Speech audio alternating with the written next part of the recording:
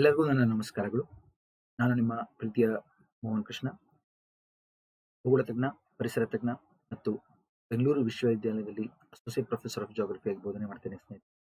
ಹಲವಾರು ಪುಸ್ತಕಗಳನ್ನ ಬರೆದಿದ್ದೇನೆ ಮತ್ತು ಹಲವಾರು ದೇಶಗಳಲ್ಲಿ ನಾನು ಸಂಶೋಧನೆಗಳನ್ನು ಇವತ್ತಿನ ತರಗತಿಯಲ್ಲಿ ನಾವು ಮಣ್ಣಿನ ಬಗ್ಗೆ, ದ ಸಾಯಿಲ್ ಬಗ್ಗೆ ಅಧ್ಯಯನ ಮಾಡೋಣ.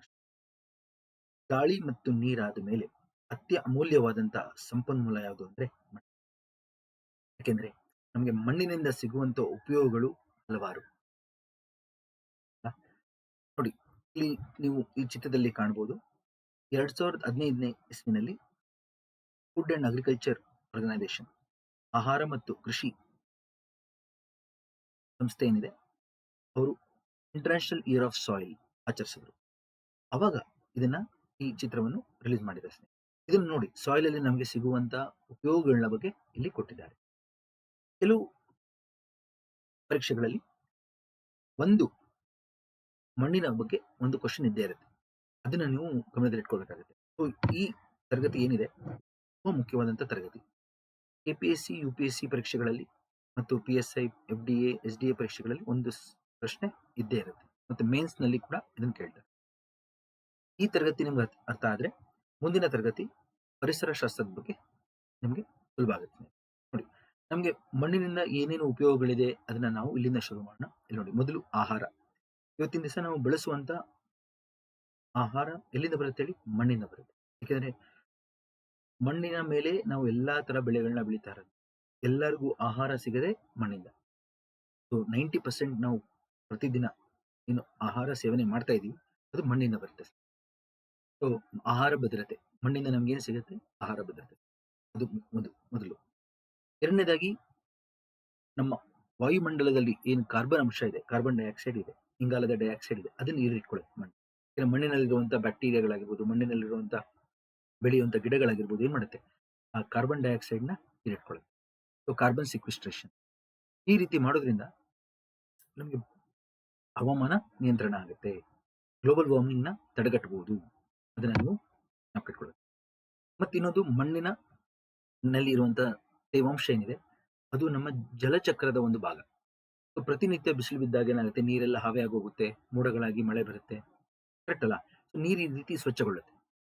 ಸೊ ಮಣ್ಣಿನ ತೇವಾಂಶ ಕೂಡ ಏನು ಅತ್ಯಮೂಲ್ಯವಾದಂತಹ ಒಂದು ಸಂಪನ್ಮೂಲ ಸ್ನೇಹಿತರೆ. ಜೊತೆಗೆ ಹಲವಾರು ಜೀವಿಗಳಿಗೆ ನಮ್ಮ ಮಣ್ಣು ನೆಲೆ. ಸೊ ಇವಾಗ ಮಣ್ಣಿನಲ್ಲಿ ನೋಡಿದ್ರೆ ನೀವು ಹಲವಾರು ಜೀವಿಗಳಿರುತ್ತೆ. ಸಾಯಿಲ್ ಬ್ಯಾಕ್ಟೀರಿಯಾಸ್ ಅಂತ ಕರಿತೀವಿ. ಸಾಯಿಲ್ ಮೈಕ್ರೋ ಆರ್ಗಾನಿಸಮ್ಸ್ ಅವೆಲ್ಲ ಇರ್ತವೆ. ಜೊತೆಗೆ ಅರ್ಥ್ವಾರ್ಮ್ಸ್ ಇರುತ್ತೆ, ನೋಡಿರ್ಬೋದು. ಎರೆಹುಳ, ಇನ್ಸೆಕ್ಟ್ಸ್ ಗಳಿರುತ್ತೆ, ನೋಡಿದ್ರೆ ಟರ್ಮೈಟ್ಸ್ ಇರುತ್ತಲ್ವಾ, ಇರುವೆಗಳು, ಅವೆಲ್ಲ ಇರ್ತವೆ ಮಣ್ಣಿನಲ್ಲಿ. ಹಲವಾರು ಜೀವಿಗಳು ಇರ್ತವೆ. ಡಂಗ್ ಬೀಟಲ್ ಇರುತ್ತೆ. ಮತ್ತೆ ಹಲವಾರು ಜೀವಿಗಳು ಭೂಮಿ ಒಳಗೆ ವಾಸ ಮಾಡ್ತಾ ಇರ್ತವೆ. ಲೈಕ್ ಹಾವು, ಅದಕ್ಕೆಲ್ಲ ಚೇಳು ಮತ್ತು ರಾಬಿಟ್ಸ್, ಹೇರ್ ಅಂತ ಏನ್ ಕರಿತೀವಿ, ಮೊಲ, ಅದು ಸ್ಕ್ವಿರಲ್ಸ್, ಇವೆಲ್ಲ ಇಲಿ, ಕ್ಯಾಟ್ಸ್, ಅವೆಲ್ಲ ಭೂಮಿ ಒಳಗೆ ಇರ್ತವೆ. ಬರೋಯಿಂಗ್ ಅನಿಮಲ್ಸ್. ಸೊ ಮಣ್ಣು ನೆಲೆ, ಹಲವಾರು ಜೀವಿಗಳಿಗೆ ನೆಲೆ. ಸೊ ಭೂಮಿ ಮೇಲೆ ಏನಿದೆ ಜೀವಿಗಳು, ಎಲ್ಲಾ ಜೀವಿಗಳಿಗಿಂತ, ಭೂಮಿ ಮೇಲಿರುವ ಎಲ್ಲಾ ಜೀವಿಗಳಿಗಿಂತ ಭೂಮಿ ಒಳಗಿರೋ ಜೀವಿಗಳು ಜಾಸ್ತಿ. ಸೊ ಮಣ್ಣು ನಮಗೆ ಹಲವಾರು ಜೀವಿಗಳಿಗೆ ನೆಲೆಯಾಗಿ ಕೂಡ ಇದೆ. ಇದನ್ನ ನಾವು ಇಲ್ಲಿ ಗಮನಿಸಬೇಕಾಗುತ್ತೆ. ಅದಲ್ಲದೆ ಸ್ನೇಹಿತರೆ, ನೋಡಿರ್ಬೋದು, ನಾವು ಯಾವುದೇ ಒಂದು ಕಟ್ಟಡ ಕಟ್ಟಬೇಕಾದ್ರೆ ಮಣ್ಣಿನ ಮೇಲೆ ನಾವು ಅದಕ್ಕೆ ತಳಪಾಯ ಹಾಕ್ತಿವಿ, ಮಣ್ಣಿನೊಳಗೆ ತಳಪಾಯ ಹಾಕ್ತಿವಿ. ಅದರಿಂದನೇ ನಾವು ಮನೆಗಳನ್ನ ಕಟ್ಟೋದು.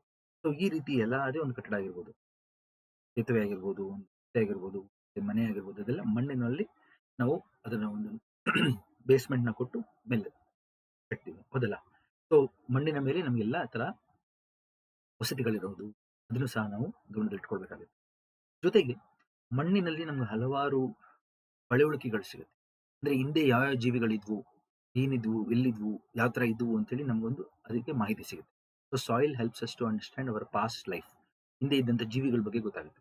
ಪಳೆಯುಳಿಕೆಗಳನ್ನ ಸಂರಕ್ಷಣೆ ಮಾಡುತ್ತೆ. ಅದಲ್ಲದೆ ಮಣ್ಣಿನ ಒಳಗೆ ಎಷ್ಟೊಂದು ಕಡೆ ಚಿನ್ನದ ನಾಣ್ಯಗಳು ಸಿಗ್ಬೋದು. ಎಷ್ಟೊಂದು ಕಡೆ ನಮ್ಮ ಪುರಾತನ ಸಾಂಸ್ಕೃತಿಕ ಕೇಂದ್ರಗಳಾಗಿರ್ಬೋದು, ಇಂಪಾರ್ಟೆಂಟ್ ಸೈಟ್ಸ್ ಎಲ್ಲ ಮಣ್ಣೊಳಗೆ ಹೂತೋಗಿದಾವೆ. ಅದನ್ನ ಇವಾಗ ನಾವು ತೆಗಿತಾ ಇದೀವಿ. ಹರಪ್ಪ, ಮೊಹೆಂಜೊದಾರೋ ಇವೆಲ್ಲ ಸೈಟ್ಸ್ ಅಲ್ಲಿ ಇತ್ತು. ರಾಕಿ ಗರಿ ಎಲ್ಲ ಮಣ್ಣೊಳಗೆ. ಈಗ ಅದು ಪತ್ತೆ ಆಗ್ತಾ ಇದೆ. ಎಸ್ ವ್ಯಾಲಿ ಸೈಟ್ಸ್ ಆಗಿರ್ಬೋದು. ಹಂಗೆ ನಮ್ಮ ಮೈಸೂರು ಹತ್ರ ಜೋಡಿ ನಂದಿ ಅಂತ ಹೇಳಿದ್ರು. ಇವಾಗ ಇತ್ತೀಚೆಗೆ ಅರಸಿನ ಕೆರೆ ಎಂಬ ಜಾಗದಲ್ಲಿ ಜೋಡಿ ನಂದಿ ಸಿಕ್ಕಿದೆ. ಮಣ್ಣೊಳಗಿತ್ತು ಎಷ್ಟು ವರ್ಷ, ಅದು ಇವಾಗ ಪತ್ತೆ ಆಗಿದೆ. ಗೊತ್ತಾಯ್ತಲ್ಲ?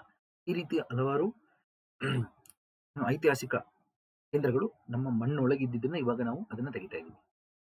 ಈ ರೀತಿ ಸ್ನೇಹಿತರೆ ನಮಗೆ ಆಹಾರ ಒಂದೇ ಅಲ್ಲ, ಮಣ್ಣಿಂದ ಹಲವಾರು ಉಪಯೋಗಗಳು ಕೂಡ ನಮಗೆ ಸಿಗುತ್ತೆ. ಸೊ ನಾವು ಅಗ್ರಿ ಅಂದ್ರೆ ಏನ್ ಹೇಳಿ? ಅಗ್ರಿ ಅಂದ್ರೆ ಸಾಯಿಲ್ ಅಂತ. ಕಲ್ಚರ್ ಏನು? ಕಲ್ಟಿವೇಶನ್, ಕೃಷಿ. ಸೊ ಮಣ್ಣಿನಲ್ಲಿ ನಾವು ಆಹಾರ ಬೆಳೆಯೋದಾಗಿರ್ಬೋದು, ನಾವು ಫೈಬರ್ ಕ್ರಾಪ್ಸ್ ಬೆಳೆಯೋದಾಗಿರ್ಬೋದು, ನಾವು ಇವಾಗ ಏನ್ ಬಟ್ಟೆ ಹಾಕ್ತಾ ಇದೀವಿ ನೋಡಿ, ಅದು ಕೂಡ ಮಣ್ಣಿನಲ್ಲೇ ನಾವು ಬೆಳೆಯುವಂಥದ್ದು. ಸೊ ಈ ಕಾರಣದಿಂದ ಮಣ್ಣಿನಲ್ಲಿ ಹಲವಾರು ಉಪಯೋಗಗಳಿದೆ. ಮಣ್ಣಿನ ಸಂರಕ್ಷಣೆ ಏನಕ್ಕೆ ಅಂತ ಕೇಳ್ತಾರೆ ಎಕ್ಸಾಮ್ ಅಲ್ಲಿ.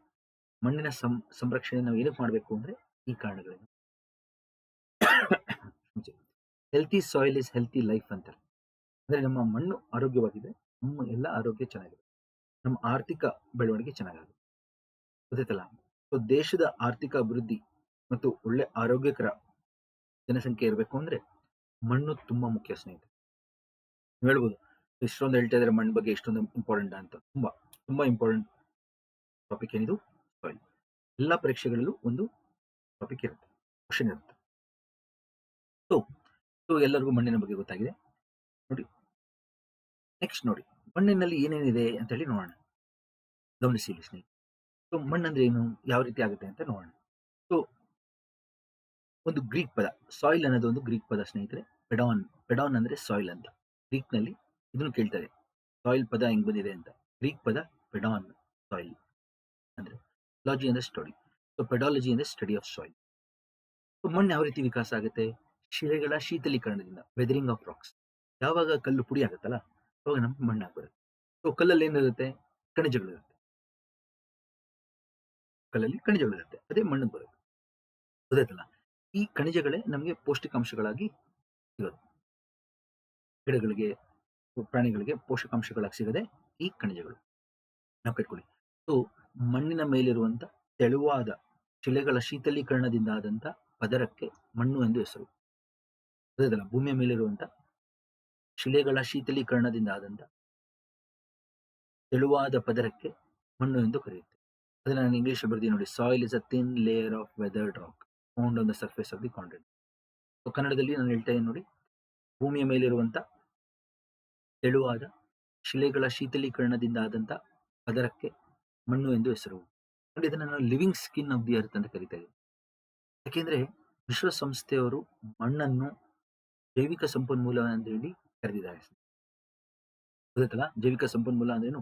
ಪ್ರಾಣಿಗಳು, ಗಿಡಗಳು, ಮನುಷ್ಯರು ತರನೇ ಮಣ್ಣು ಕೂಡ ಒಂದು ಜೈವಿಕ ಬಯೋಟಿಕ್ ರಿಸೋರ್ಸ್, ಸಂಪನ್ಮೂಲ ಅಂತ ಹೇಳಿ ಕರೀತಾರೆ ವಿಶ್ವಸಂಸ್ಥೆ. ಇದನ್ನ ಹಾಕಿಕೊಡಿ. ಪೆಡಾಲಜಿ ಅಂದ್ರೆ ಸ್ಟಡಿ ಆಫ್ ಸಾಯಿಲ್.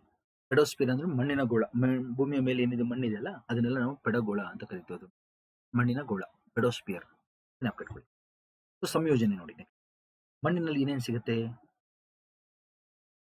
ಗಮನಿಸಿದರೆ, ನಾನು ಆಗ್ಲೇ ಹೇಳಿದಂಗೆ ಶಿಲೆಗಳ ಶೀತಲೀಕರಣದಿಂದ ಬಂದರಿಂದ ಮಣ್ಣಲ್ಲಿ ಮಿನರಲ್ ಸಿಗುತ್ತೆ ಅಷ್ಟೇ, ಖನಿಜಗಳು. ಅದಾದ್ಮೇಲೆ ಜೈವಿಕ ಅಂಶಗಳು, ಆರ್ಗ್ಯಾನಿಕ್ ಮ್ಯಾಟರ್, ಪ್ರಾಣಿಗಳದ್ದು ಗಿಡಗಳದ್ದು ಎಲ್ಲ ಅಲ್ಲೇ ಉಳಿಯೋದ್ರಿಂದ ಮಣ್ಣಲ್ಲಿ ಜೈವಿಕ ಅಂಶಗಳು. ಮತ್ತು ಮಾಯಿಶ್ಚರ್, ತೇವಾಂಶ, ಮಣ್ಣಿನ ತೇವಾಂಶ. ನಾಲ್ಕನೇದು ಗಾಳಿ.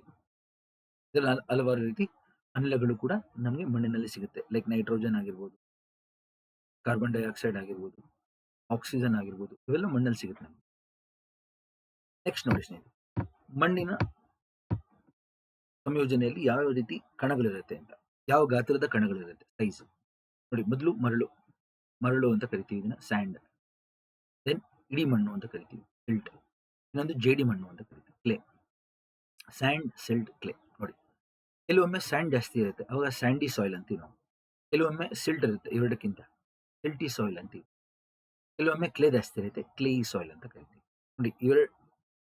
ಮೂರು ಇರುತ್ತೆ ನಮಗೆ ಸಾಯಿಲ್ ನಲ್ಲಿ. ಏನೇನು ಸಿಗುತ್ತೆ ಅಂದ್ರೆ ಸ್ಯಾಂಡ್, ಸಿಲ್ಟ್, ಕ್ಲೇ. ಒಂದೊಂದ್ಸತಿ ಸ್ಯಾಂಡ್ ಜಾಸ್ತಿ ಇರುತ್ತೆ, ಒಂದ್ಸತಿ ಸಿಲ್ಟ್ ಜಾಸ್ತಿ ಇರುತ್ತೆ, ಒಂದ್ಸತಿ ಕ್ಲೇ ಜಾಸ್ತಿ. ಅವುಗಳ ಗಾತ್ರ ನೋಡಿ. ಮರಳಲ್ಲಿ ಕೋರ್ಸ್ ಸ್ಯಾಂಡ್, ಫೈನ್ ಸ್ಯಾಂಡ್, ಸ್ವಲ್ಪ 2 mm to 0.2 mm. ಫೈನ್ ಅಂದ್ರೆ 0.2 to 0.02 mm. ದೆನ್ ಸಿಲ್ಟ್ ಅಂದ್ರೆ 0.02 ಇಂದ 0.002 ಬರುತ್ತೆ ಇಲ್ಲಿ. ಒಂದು ನಿಮಿಷ, ನಾನು ಇದನ್ನ ಸರಿ ಮಾಡ್ತೀನಿ.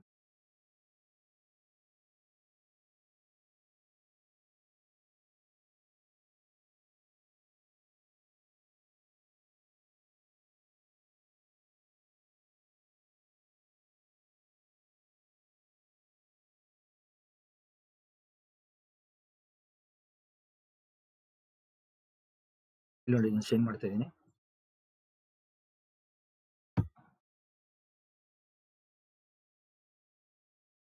ಇದು ಕರೆಕ್ಟ್. ಕ್ಲೇ ಅಂದ್ರೆ ಇನ್ನೂ ಚಿಕ್ಕದು, 0.002 ಗಿಂತನೂ ಚಿಕ್ಕದು ಕ್ಲೇ ಅಂದ್ರೆ. ಕ್ಲೇ ಒಂದು ರೀತಿ ಪೌಡರ್ ತರ ಇರುತ್ತೆ. ಇದನ್ನು ಗಮನಿಸಿ ಸ್ನೇಹಿತರೆ. ಸೊ ಇದನ್ನ ನಂಬರ್ಸ್ ಕರೆಕ್ಟ್ ಆಗಿರ್ಬೇಕು ಇದು. ಸೊ ಇವಾಗ ಕರೆಕ್ಟ್ ಮಾಡಿದೀನಿ ನೋಡಿ. ಸಿಲ್ಟ್ ಮತ್ತು ಕ್ಲೇ ಆಯ್ತಾ. ಸೊ ಕೆಲವೊಮ್ಮೆ 3 ಈಕ್ವಲ್ ಆಗಿರುತ್ತೆ. ಸ್ಯಾಂಡ್, ಸಿಲ್ಟ್, ಕ್ಲೇ 3 ಈಕ್ವಲ್ ಆಗಿರುತ್ತೆ. ಅದನ್ನ ಲೋಮ್ ಮಣ್ಣು ಅಂತ ಕರಿತೀವಿ. Loam soil. Sand, silt, clay 3 equal proportion ಸಿಕ್ಕಿದ್ರೆ ಲೋಮ್. ಸೊ ನಮಗೆ ಕೃಷಿಗೆ ಈ ತರ ಲೋಮ್ ಮಣ್ಣು ಇರಬೇಕು. ಲೋಮ್. ಓಕೆ, 3 ಈಕ್ವಲ್ ಆಗಿ ಸಿಕ್ಕಿದ್ರೆ ಎಲ್ಲೋ ಲೋಮ್ ಸಾಯಿಲ್ ಅಂತ ನೆನಪಿಟ್ಕೊಳ್ಳಿ ಅಲ್ಲ. ಸೊ ನೋಡಿ, ಸೊ ಮಣ್ಣಿನಲ್ಲಿ ಈ ತರ ಹಲವಾರು ರಂಧ್ರಗಳಿರುತ್ತೆ ಆಯ್ತಾ. ಸೊ ಈ ರಂಧ್ರಗಳಲ್ಲಿ ಏನಾಗುತ್ತೆ, ನೀರು ಸಂಗ್ರಹ ಆಗುತ್ತೆ. ಅದನ್ನ ನಾವು ಪೋರಸ್ ಸ್ಪೇಸಸ್ ಅಂತ ಕರಿತೀವಿ. ಪೋರಸ್ ಸ್ಪೇಸಸ್. ಪೋರಸ್ ಅಂದ್ರೆ ರಂಧ್ರಗಳು, ಚಿಕ್ಕ ಚಿಕ್ಕ ರಂಧ್ರಗಳು. ಪರ್ಮಿಯಬಿಲಿಟಿ ಅಂದ್ರೆ ಸೋಸುವಿಕೆ, ಗೊತ್ತಾಯ್ತಲ್ಲ. ಸೊ ಮರಳಲ್ಲಿ ಫಸ್ಟ್ ಒನ್ ನೋಡಿ, ಸ್ಯಾಂಡ್ ಗಾತ್ರ ದೊಡ್ಡದಿರೋದ್ರಿಂದ ನೋಡಿ, ಸ್ಯಾಂಡ್ ಗಾತ್ರ ಗ್ಯಾಪ್ ಜಾಸ್ತಿ ಇರುತ್ತೆ ನೋಡಿ, ರಂಧ್ರಗಳು ಜಾಸ್ತಿ ಇರುತ್ತೆ, ಹೈ ಪೋರಸ್ ಸ್ಪೇಸಸ್ ಜಾಸ್ತಿ ಇರುತ್ತೆ. ಪರ್ಮಿಯಬಿಲಿಟಿ ಗುಡ್, ಯಾಕೆ ನೀರು ಬಂದಿದ್ದೆಲ್ಲ ನೀಟಾಗಿ ಒಳಗೊಟ್ಟೋಗುತ್ತೆ, ಗೊತ್ತಾಯ್ತಲ್ಲ. ಮರಳಲ್ಲಿ ನೀರು ಸುಲಭವಾಗಿ ಈ ತರ ಸೋಸುವಿಕೆಯಾಗಿ ಹೊಟ್ಟೋಗುತ್ತೆ. ನೀರು ಏನೇ ಬೀಳಲಿ ಮರಳಲ್ಲಿ ಮಾಯ ಆಗೋಗುತ್ತೆ. ನೋಡಿರ್ತಾರೆ ನೀವು, ಮರಳ ಮೇಲೆ ನೀರು ಎಸರಿ ಹೊಟ್ಟೋಗುತ್ತೆ. ಸೊ ಪರ್ಮಿಯಬಿಲಿಟಿ ಚೆನ್ನಾಗಿರುತ್ತೆ, ಗೊತ್ತಾಯ್ತಲ್ಲ.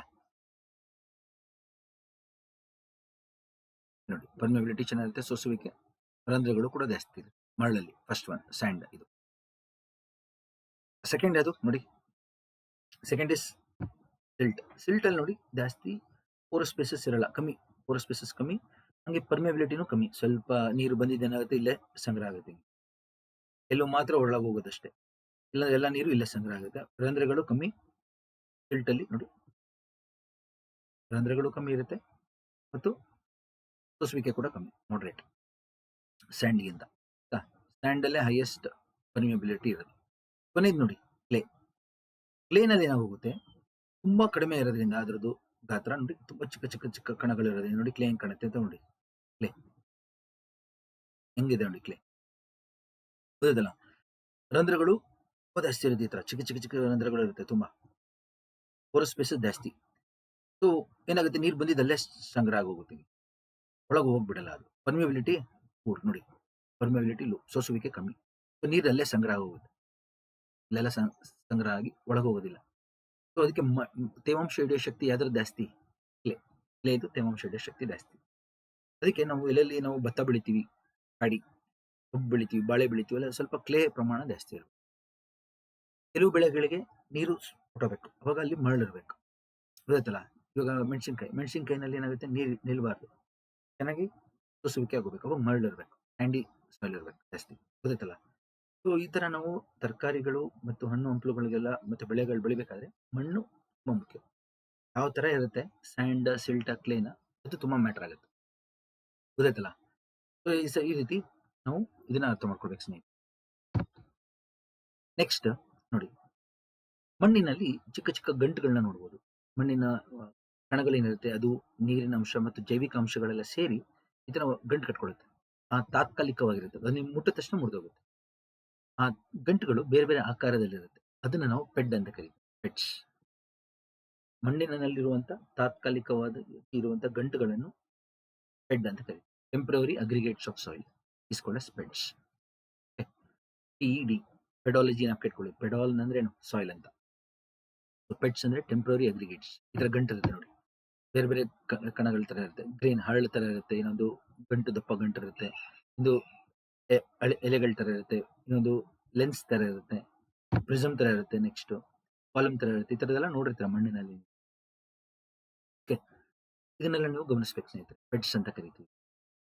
ತಾತ್ಕಾಲಿಕವಾದಂತ ಗಂಟುಗಳನ್ನು ಪೆಡ್ ಅಂತ ಕರಿತೀವಿ. ನೆಕ್ಸ್ಟ್ ನೋಡಿ, ಪೆಡೋಜೆನೆಸಿಸ್. ಪೆಡೋಜೆನೆಸಿಸ್ ಅಂದ್ರೆ, ಪೆಡಾನ್ ಅಂದ್ರೆ ಸಾಯಿಲ್, ಜೆನೆಸಿಸ್ ಅಂದ್ರೆ ವಿಕಾಸ. ಮಣ್ಣು ಯಾವ ರೀತಿ ವಿಕಾಸ ಆಗುತ್ತೆ ಅದನ್ನ ನಾವು ಪೆಡೋಜೆನೆಸಿಸ್ ಅಂತ ಕರಿತೀವಿ, ಗೊತ್ತಾಯ್ತಲ್ಲ. ಮಣ್ಣು ಯಾವ ರೀತಿ ವಿಕಾಸ ಆಗುತ್ತೆ ಅದನ್ನ ಪೆಡೋಜೆನೆಸಿಸ್. ಸೊ ಫಸ್ಟ್ ಮುಖ್ಯ ಕಾರಣ, ಮೊದಲನೇದು ಪೇರೆಂಟ್ ರಾಕ್, ಮೂಲಶಿಲೆ, ಗೊತ್ತಾಯ್ತಲ್ಲ. ಮೂಲಶಿಲೆ ಅಂದ್ರೆ ಭೂಮಿ ಒಳಗಿರುವಂತಹ ಕಲ್ಲು, ಪೇರೆಂಟ್ ರಾಕ್. ಇದು ತುಂಬಾ ಇಂಪಾರ್ಟೆಂಟ್. ಆ ಪೇರೆಂಟ್ ರಾಕ್ ಇಂದಾನೆ ನಮಗೆಲ್ಲ ಖನಿಜಗಳು ಬರೋದು, ಬಣ್ಣ ಬರೋದು, ಮುಕ್ಕಾಲ್ ಭಾಗ ಮಣ್ಣಿಗೆ ನ್ಯೂಟ್ರಿಯೆಂಟ್ಸ್ ಆಗೋದು, ಮಿನರಲ್ಸ್ ಆಗಿದ್ದು, ಗ್ರೀನ್ ಟೆಕ್ಸ್ಚರ್ ಆಗಿರ್ಬೋದು, ಅವೆಲ್ಲ ಬರೋದೇ ಪೇರೆಂಟ್ ರಾಕ್. ಎರಡನೇ ಮಾಡಿಫೈಯಿಂಗ್ ಫ್ಯಾಕ್ಟರ್ ಕ್ಲೈಮೇಟ್, ಆ ಜಾಗದ ವಾಯುಗುಣ, ಬಿಸಿಲು ಮಳೆ, ಮೇನ್ ಆಗಿ ಬಿಸಿಲು ಮತ್ತು ಮಳೆ ಇವೆರಡು ತುಂಬಾ ಮುಖ್ಯ ಸ್ನೇಹಿತರೆ. ಬಿಸಿಲು ಮಳೆ ತಕ್ಕಂತೆ ಮಣ್ಣು ಬದಲಾಗುತ್ತೆ, ಗೊತ್ತಾಯ್ತಲ್ಲ. ಮೂರನೇದು ಆ ಜಾಗದ ಭೂ ಸ್ವರೂಪ, ಟೋಪೋಗ್ರಫಿ, ಅಂದ್ರೆ ಬೆಟ್ಟ ಗುಡ್ಡ ಪ್ರದೇಶನ, ಇಲ್ಲಾಂದ್ರೆ ಮೈದಾನನ, ಇಲ್ಲಾಂದ್ರೆ ಪ್ರಾಸ್ತ ಭೂಮಿನ. ನೋಡಿ 3 ಬರ್ಕೊಂಡಿದ್ದೀನಿ. ಇದು ಪರ್ವತಗಳು, ಬೆಟ್ಟಗಳು, ಇಲ್ಲಿ ಇದು ಮೈದಾನ, ಇದು ಪ್ರಾಸ್ತ ಭೂಮಿಗಳು. ಯಾವ ರೀತಿ ಇದೆ, ಇದು ನಮಗೆ ಇರುವಂತಹ 3 ಮುಖ್ಯವಾದಂತ ಮೂಲಭೂತ ಭೂಸ್ವರೂಪಗಳು, ಗೊತ್ತಾಯ್ತಲ್ಲ. Basic landforms. ಪರ್ವತ ಗುಡ್ಡ ಪ್ರದೇಶಗಳಲ್ಲಿ ಇಳಿಜಾರು ಇರೋದ್ರಿಂದ ನೋಡಿ ಏನಾಗುತ್ತೆ, ಮಣ್ಣು ಬಂದ್ಬಿಡುತ್ತೆ, ಈಗ ಜಾಸ್ತಿ ಇರಲ್ಲ ಅದ್ರ ಮೇಲೆ. ಯಾಕೆ ಈ ತರ ಇಳಿಜಾರು ಇರೋದ್ರಿಂದ ಮಣ್ಣೆಲ್ಲ ಬಂದ್ಬಿಡುತ್ತೆ. ಆ ಮಣ್ಣೆಲ್ಲ ಬಂದೆಲ್ಲಿ ಸಂಗ್ರಹ ಆಗುತ್ತೆ, ಈ ತರ ಮೈದಾನಗಳಲ್ಲಿ ಸಂಗ್ರಹ ಆಗುತ್ತೆ ಜಾಸ್ತಿ. ಸೊ ಮೈದಾನಗಳಲ್ಲಿ ಮಣ್ಣಿನ ಥಿಕ್ನೆಸ್ ಜಾಸ್ತಿ ಇದೆ, ಮೈದಾನಗಳಲ್ಲಿ ಸಾಯಿಲ್ ಥಿಕ್ನೆಸ್ ಜಾಸ್ತಿ, ಗೊತ್ತಾಯ್ತಲ್ಲ. ಅದಕ್ಕೋಸ್ಕರ ನಮಗೆ ಜನಸಂಖ್ಯೆ ಜನಸಾಂದ್ರತೆ ಇಲ್ಲಿ ಜಾಸ್ತಿ ಮೈದಾನಗಳಲ್ಲಿ. ನಾವು ಕಟ್ಕೊಳ್ಳಿ. ಪ್ಲಾಟಿನಲ್ಲಿ ಪರವಾಗಿಲ್ಲ, ಯಾಕಂದ್ರೆ ಮೇಲ್ಗಡೆ ಭಾಗದಲ್ಲಿ ಸ್ವಲ್ಪ ಮಣ್ಣು ಇರುತ್ತೆ, ಇಳಿಜಾರಲ್ಲಿ ಇರಲ್ಲ. ಇಲ್ಲಿ ಈ ಭಾಗದಲ್ಲಿ ನೋಡಿ ಇಳಿಜಾರು ಬಂದ್ಬಿಡುತ್ತೆ. ನಮಗೆ ಅತಿ ಹೆಚ್ಚು ಫಲವತ್ತಾದ ಮಣ್ಣು ಸಿಗೋದೇ ಇಲ್ಲಿ ಮೈದಾನಗಳಲ್ಲಿ, ಗೊತ್ತಾಯ್ತಲ್ಲ. ಅದಕ್ಕೆ ಜನಸಂಖ್ಯೆ ಜನಸಾಂದ್ರತೆ ಜಾಸ್ತಿ ಮೈದಾನಗಳಲ್ಲಿ, ಸಾಯಿಲ್ ಥಿಕ್ನೆಸ್ ಜಾಸ್ತಿ ಇರೋದಲ್ಲಿ, ಅತಿ ಹೆಚ್ಚು ಕೃಷಿ ನಡೆಯೋದು ಮೈದಾನಗಳಲ್ಲಿ. ನಾವು ಕಟ್ಕೊಳ್ಳಿ. ಟೋಪೋಗ್ರಫಿ ಜೊತೆಗೆ ಯಾವ ಸ್ಲೋಪ್ ಇರುತ್ತಲ್ಲ, ಮೌಂಟೇನ್ ಸ್ಲೋಪ್, ಈ ಬೆಟ್ಟಗಳ ಮೇಲೆ ಎಲ್ಲಿ ಸೂರ್ಯನ ಕಿರಣಗಳು ಜಾಸ್ತಿ ಬೀಳುತ್ತೆ ಅದು ಮ್ಯಾಟರ್ ಆಗುತ್ತೆ. ಕೆಲವು ಕಡೆ ಬೆಟ್ಟಗುಡ್ಡ ಪ್ರದೇಶಗಳಲ್ಲಿ ತುಂಬಾ ಎತ್ತರವಾದ ಬೆಟ್ಟಗಳು, ಅದು ಹಿಮಾಲಯಾಸ್. ಹಿಂಗೆ ಸೂರ್ಯನ ಕಿರಣಗಳಿಂದ ಬಿದ್ದಾಗ ನೋಡಿ ಈ ಭಾಗಕ್ಕೆ ಸೂರ್ಯನ ಕಿರಣಗಳು ಜಾಸ್ತಿ, ಇದಕ್ಕಿಂತ ಇದಕ್ಕೆ ಸೂರ್ಯನ ಕಿರಣಗಳು ಅಷ್ಟಿಲ್ಲ, ಇಲ್ಲಿ ಜಾಸ್ತಿ ಬೀಳ್ತದೆ. ಇಲ್ಲಿ ಜಾಸ್ತಿ ಬೇಗ ಸಾಯಿಲ್ ಫಾರ್ಮ್ ಆಗುತ್ತೆ, ಗೊತ್ತಾಯ್ತಲ್ಲ. ಟೋಪೋಗ್ರಫಿ ಮ್ಯಾಟರ್ ಆಗುತ್ತೆ, ಭೂಸ್ವರೂಪ ಟೋಪೋಗ್ರಫಿ. 4ನೇ ಅಂಶ ಜೀವಿಗಳು, ಗಿಡಗಳು, ಪ್ರಾಣಿಗಳು. ಮಣ್ಣಿನಲ್ಲಿರುವಂತಹ ಗಿಡಗಳು, ಪ್ರಾಣಿಗಳು ಸಹ ಮಣ್ಣಿನ ವಿಕಾಸಕ್ಕೆ ಕಾರಣ ಸ್ನೇಹಿತ. ಇವಾಗ ನಾವು ಎಷ್ಟೊಂದು ಸತಿ ಮಣ್ಣನ್ನು ಕಿತ್ತಾ ಇರ್ತೀವಿ, ಗೊತ್ತಾಯ್ತಲ್ಲ. ಗಿಡಗಳಿರ್ತವೆ, ಪ್ರಾಣಿಗಳಿರ್ತವೆ, ಎಲ್ಲ ಏನು ಮಣ್ಣಿನ ವಿಕಾಸಕ್ಕೆ ಕಾರಣ. ಕೊನೆಯದು 5 ಟೈಮ್. ಯಾಕೆಂದ್ರೆ ಮಣ್ಣು ಫಾರ್ಮ್ ಆಗಬೇಕು ಅಂದ್ರೆ ಹಲವಾರು ವರ್ಷಗಳು ಬೇಕು, ಯಾಕೆಂದ್ರೆ ಅದೆಲ್ಲ ಶೀತಲೀಕರಣ ಆಗಿ ಪುಡಿ ಪುಡಿಯಾಗಿ ನಮಗೆ ಕಲ್ಲು ಪುಡಿಯಾಗಿ ಮಣ್ಣಾಗಕ್ಕೆ ಹಲವಾರು ವರ್ಷಗಳೇ ಬೇಕಾಗುತ್ತೆ, ಟೈಮ್. ಈ ತರ 5 ಕಾರಣಗಳು ನಾವು ಮಣ್ಣಿನ ವಿಕಾಸಕ್ಕೆ ಕಾರಣ ಅಂತ ಹೇಳಿ ಕರಿತೀವಿ. ನೆಕ್ಸ್ಟ್ ನೋಡಿ ಸ್ನೇಹಿತರೆ, ನಾವು ರಸ್ತೆ ಮೇಲೆ ಹೋಗ್ಬೇಕಾದ್ರೆ ಏನಾಗುತ್ತೆ, ಮಣ್ಣಿನ ಮೇಲ್ಭಾಗ ನೋಡ್ತೀವಿ, ಮೇಲ್ಭಾಗ. ಮಣ್ಣಿನ ಒಳ ಭಾಗಗಳ ಬಗ್ಗೆ ನಾವು ಯಾವತ್ತೂ ನೋಡಿರಲ್ಲ. ಆದ್ರೆ ಕೆಲವೊಮ್ಮೆ ನೀವು ರಸ್ತೆ ಮಾಡ್ಬೇಕಾದ್ರೆ ಹಿಂಗ್ ಕಟ್ ಮಾಡಿರ್ತಾರೆ, ಇಲ್ಲ ಅಂದ್ರೆ ಮನೆ ಕಟ್ಟುವಾಗ ಹಿಂಗ್ ಕಟ್ ಮಾಡಿರ್ತಾರೆ ನೋಡಿ ಮಣ್ಣನ್ನ, ಅದನ್ನ ನೋಡ್ಬೋದು. ಅವಾಗ ಈ ತರ ವಲಯಗಳು ಕಾಣುತ್ತೆ, ಸಾಯಿಲ್ ಹೊರೈಸನ್ಸ್ ಅಂತ ಕರಿತೀವಿ. Soil profile, soil horizons. ಇದರಲ್ಲಿ ಎಚ್ ಸೈಲೆಂಟ್, ಹೊರೈಸನ್ ಅಂತೇಳಿ ಓದ್ಬೇಕು. ಹೊರೈಸನ್ ಅಂದ್ರೆ ಏನು, ಸಾಯಿಲ್ ಅಲ್ಲಿ ಇರುವಂತಹ ವಲಯಗಳು, ಝೋನ್ಸ್ ಅಥವಾ layers, layers in the soil. So ಮಣ್ಣನ್ನ ನಾವು ತೆಗೆದಾಗ ಅದರಲ್ಲಿ ಇರುವಂತಹ ವಲಯಗಳನ್ನ ಬಗ್ಗೆ ನಾವು ನೋಡ್ತಾ ಇದ್ವಿ. ಸಾಮಾನ್ಯವಾಗಿ ನಮ್ಮ ಮೇಲೆ ಮಣ್ಣಿನ ಮೇಲೆ ಇರುವಂತಹ ಜೀವಿಗಳು ನೋಡಿ, ಗಿಡಗಳು, ಪ್ರಾಣಿಗಳೆಲ್ಲ ಇರ್ತಾವಲ್ಲ, ಅದರಿಂದ ಜೈವಿಕ ಅಂಶಗಳು ಬರ್ತಾ ಇರುತ್ತೆ, ಆರ್ಗ್ಯಾನಿಕ್ ಅಂಶ ಜಾಸ್ತಿ ಇರುತ್ತೆ. ಆ ಆರ್ಗ್ಯಾನಿಕ್ ಅಂಶ ಎಲ್ಲ ಕೊಳೆತು ಹ್ಯೂಮಸ್ ಆಗ್ತಾ ಇರುತ್ತೆ, humus, decomposing organic matrix humus ಮೇಲೆ ಇರುತ್ತೆ, ಆಯ್ತಾ. ಈ ತರ ಹ್ಯೂಮಸ್ ಇರುತ್ತೆ. ಅದು ಕೆಳಗಡೆ ಬರುತ್ತೆ ಟಾಪ್ ಸಾಯಿಲ್. ಟಾಪ್ ಸಾಯಿಲ್ ಅಲ್ಲಿ ಏನಿರುತ್ತೆ, ಸ್ಯಾಂಡ್ ಇರುತ್ತೆ, ಮರಳು ಪ್ಲಸ್ ಸಿಲ್ಟ್ ಇರುತ್ತೆ, ಪ್ಲಸ್ ಕ್ಲೇ ಇರುತ್ತೆ. ಅವುಗಳ ಪ್ರಮಾಣ ಚೇಂಜ್ ಆಗುತ್ತೆ, ಕೆಲವು ಕಡೆ ಜಾಸ್ತಿ ಸ್ಯಾಂಡ್, ಕೆಲವು ಕಡೆ ಸಿಲ್ಟ್, ಕೆಲವು ಕಡೆ ಕ್ಲೇ ಜಾಸ್ತಿ. ಅದನ್ನೇ ಟಾಪ್ ಸಾಯಿಲ್ ಅಂತ ಕರೆಯೋದು. ನಮಗೆ ಇವಾಗ ಇವೆರಡೇ ಮುಖ್ಯವಾದಂತ ವಲಯಗಳು, ಇದನ್ನೇ ನಾವು ಉಳಿಸಬೇಕಾಗಿರೋದು. ನಾವು ಕೃಷಿ ಮಾಡದೆ ಇವೆರಡರ ಮೇಲೆ, ಇದ್ರ ಮೇಲೆ. ಓ ಮತ್ತೆ ತುಂಬಾ ಮಳೆ ಬಂದಾಗ ಏನಾಗುತ್ತೆ, ತುಂಬಾ ಮಳೆ ಬಂದಾಗ ನೋಡಿ ನೀರು ಭೂಮಿ ಮೇಲೆ ಬಿದ್ದ ತಕ್ಷಣ ನೋಡಿ, ಈ ತರ ನೀರು ಬಿದ್ದ ತಕ್ಷಣ ಏನಾಗುತ್ತೆ, ನೀರು ಭೂಮಿ ಒಳಗೆ ಹೋಗುತ್ತೆ, ಸೋಸುವಿಕೆ ಆಗಿ ಬರುತ್ತೆ. ಕೆಲವು ಕಡೆ ನೀರು ತುಂಬಾ ಬೇಗ ನೋಡಿ ಈ ತರ ಹರಿಯುತ್ತೆ, ಅದ್ರ ಮಧ್ಯದಲ್ಲಿ ಬಿರುಕುಗಳು ನೋಡಿ ಇಲ್ಲೆಲ್ಲ ಕಾಣ್ತಾ ಇದೆ ನೋಡಿ. ಅದ್ರ ಮುಖಾಂತರ, ಮಣ್ಣಿನ ಮುಖಾಂತರ ಹರಿಬೇಕಾದ್ರೆ ಏನಾಗುತ್ತೆ, ಹಲವಾರು ಖನಿಜಗಳು, ಮಣ್ಣಿನಲ್ಲಿರುವಂತಹ ಖನಿಜಗಳೆಲ್ಲ ನೀರಲ್ಲಿ ಕರಗಿ ಸೋಸುವಿಕೆಯಾಗಿ ಹೊರಟೋಗುತ್ತೆ. ಅಂದ್ರೆ ಇಲ್ಲಿರೋ ಖನಿಜಗಳೆಲ್ಲ ಹೋದಾಗ ನೋಡಿ ಅದ್ರ ಬಣ್ಣ ನೋಡಿ ಹೆಂಗ್ ಕಾಣುತ್ತೆ, ಬಿಳಿ ಬಣ್ಣ ಕಾಣುತ್ತೆ. ಇದನ್ನ ನಾವು ಎಲಿವಿಯೇಷನ್ ಝೋನ್ ಅಂತ ಕರಿತೀವಿ. ಇದೊಂದು ರೀತಿ ಎರೋಷನ್, ಸವಕಳಿ, ಎರೋಷನ್ ಅಥವಾ ಲೀಚಿಂಗ್ ಅಂತ ಕರಿತೀವಿ ನಾವು. ಮಣ್ಣಿನ ಶಾಸ್ತ್ರದಲ್ಲಿ ಇದನ್ನ ಲೀಚಿಂಗ್ ಅಂತ ಕರಿತೀವಿ. ಇದೊಂದು ರೀತಿ ಸವಕಳಿನೇ, ಅಂದ್ರೆ ಮಣ್ಣಿನಲ್ಲಿರುವಂತಹ ಪೌಷ್ಟಿಕಾಂಶಗಳು ಮತ್ತು ಸಾಲ್ಟ್ಸ್, ಕರಗುವಂತ ಸಾಲ್ಟ್ಸ್ ಎಲ್ಲ ಕರಗಿ ಹೊರಟೋಗುತ್ತೆ. ಅದನ್ನ ನಾವು ಲೀಚಿಂಗ್ ಅಂತ ಕರಿತೀವಿ, ಎರೋಷನ್ ಅಂತ ಕರಿತೀವಿ. ಎಲ್ಲೋಗುತ್ತೆ ಮೇಲಿಂದ ಬಂದು ಇಲ್ಲಿ ಸಂಗ್ರಹ ಆಗುತ್ತೆ ನೋಡಿ. ಕೆಳಗಡೆ ಸಂಗ್ರಹ ಆಗ್ತದೆ ಇಲ್ಲಿ. ಇದನ್ನ ಇಲ್ಯುವಿಯೇಷನ್ ಝೋನ್ ಅಂತ ಕರಿತೀವಿ. ಅಂದ್ರೆ ಅಕ್ಯುಮುಲೇಷನ್ ಝೋನ್, ಸಂಗ್ರಹ ಆಗುವಂತ ವಲಯ.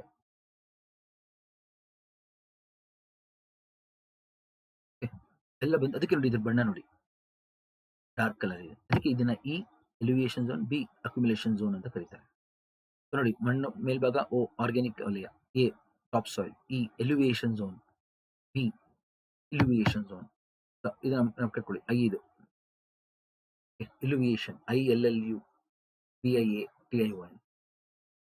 ಈ ಪದ ನಾನು ಇನ್ನೊಂದ್ಸತಿ ಬರೀತೀನಿ.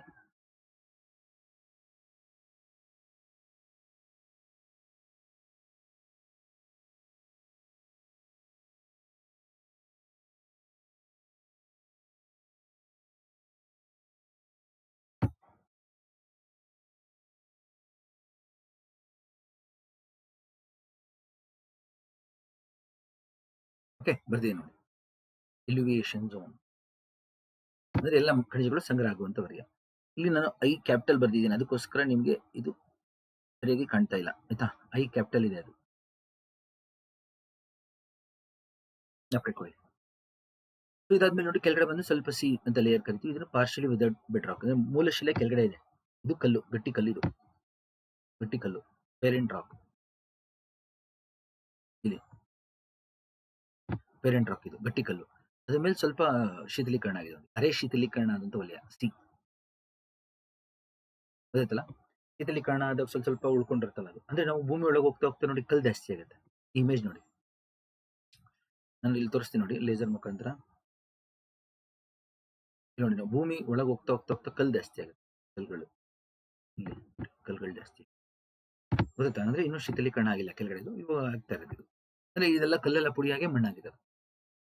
ಮೇಲೆ ಹೋಗ್ತಾ ಹೋಗ್ತಾ ಹೋಗ್ತಾ ನೋಡಿ ಮಣ್ಣು ಜಾಸ್ತಿ, ಕೆಳಗೆ ಬರ್ತಾ ಬರ್ತಾ ಬರ್ತಾ ನೋಡಿ ಕಲ್ಲು ಜಾಸ್ತಿ. ಗೊತ್ತಾಯ್ತಲ್ಲ. ಸೊ ಇದನ್ನ ನಾವು ಕಟ್ಕೊಳ್ಳೋದು ಸಾಯಿಲ್ ಪ್ರೊಫೈಲ್. ಇದಿಷ್ಟು ಮೇಲ್ಗಡೆಯಿಂದ ಇದ್ದು ಇಲ್ಲಿವರೆಗೂ ಏನಿದೆ ಅದನ್ನ ನಾವು ರೆಗೋಲಿತ್ ಅಂತ ಕರೆಯೋದು. ರೆಗೋಲಿತ್ ಇಷ್ಟು ಇಲ್ಲಿ ಆರೋ ಮಾರ್ಕ್ ಹಾಕಿದೆ ನೋಡಿ, ಇಲ್ಲಿಂದ ಹಿಡಿದು ಇಲ್ಲಿವರೆಗೂ ಇವು ಏನು ಶೀತಲೀಕರಣ ಆಗಿದೆಯಲ್ಲ ಈ ವಲಯಕ್ಕೆ ರೆಗೋಲಿತ್ ಅಂತ ಕರಿತೀವಿ. ಲಿತ್ ಅಂದ್ರೆ ಕಲ್ಲು, ಇದು ಕೆಳಗಡೆದು. ಲಿತ್ ಅಂದ್ರೆ ಇದು ಲಿಥೋಸ್ಪಿಯರ್ ಕಲ್ಲು, ಅದು ಪುಡಿಯಾಗಿರೋ ಭಾಗಕ್ಕೆ ರೆಗೋಲಿತ್, REGO ನಾವು ಕಟ್ಕೊಳ್ಳಿ, ರೆಗೋಲಿತ್ ಅಂತ ಕರಿತೀವಿ.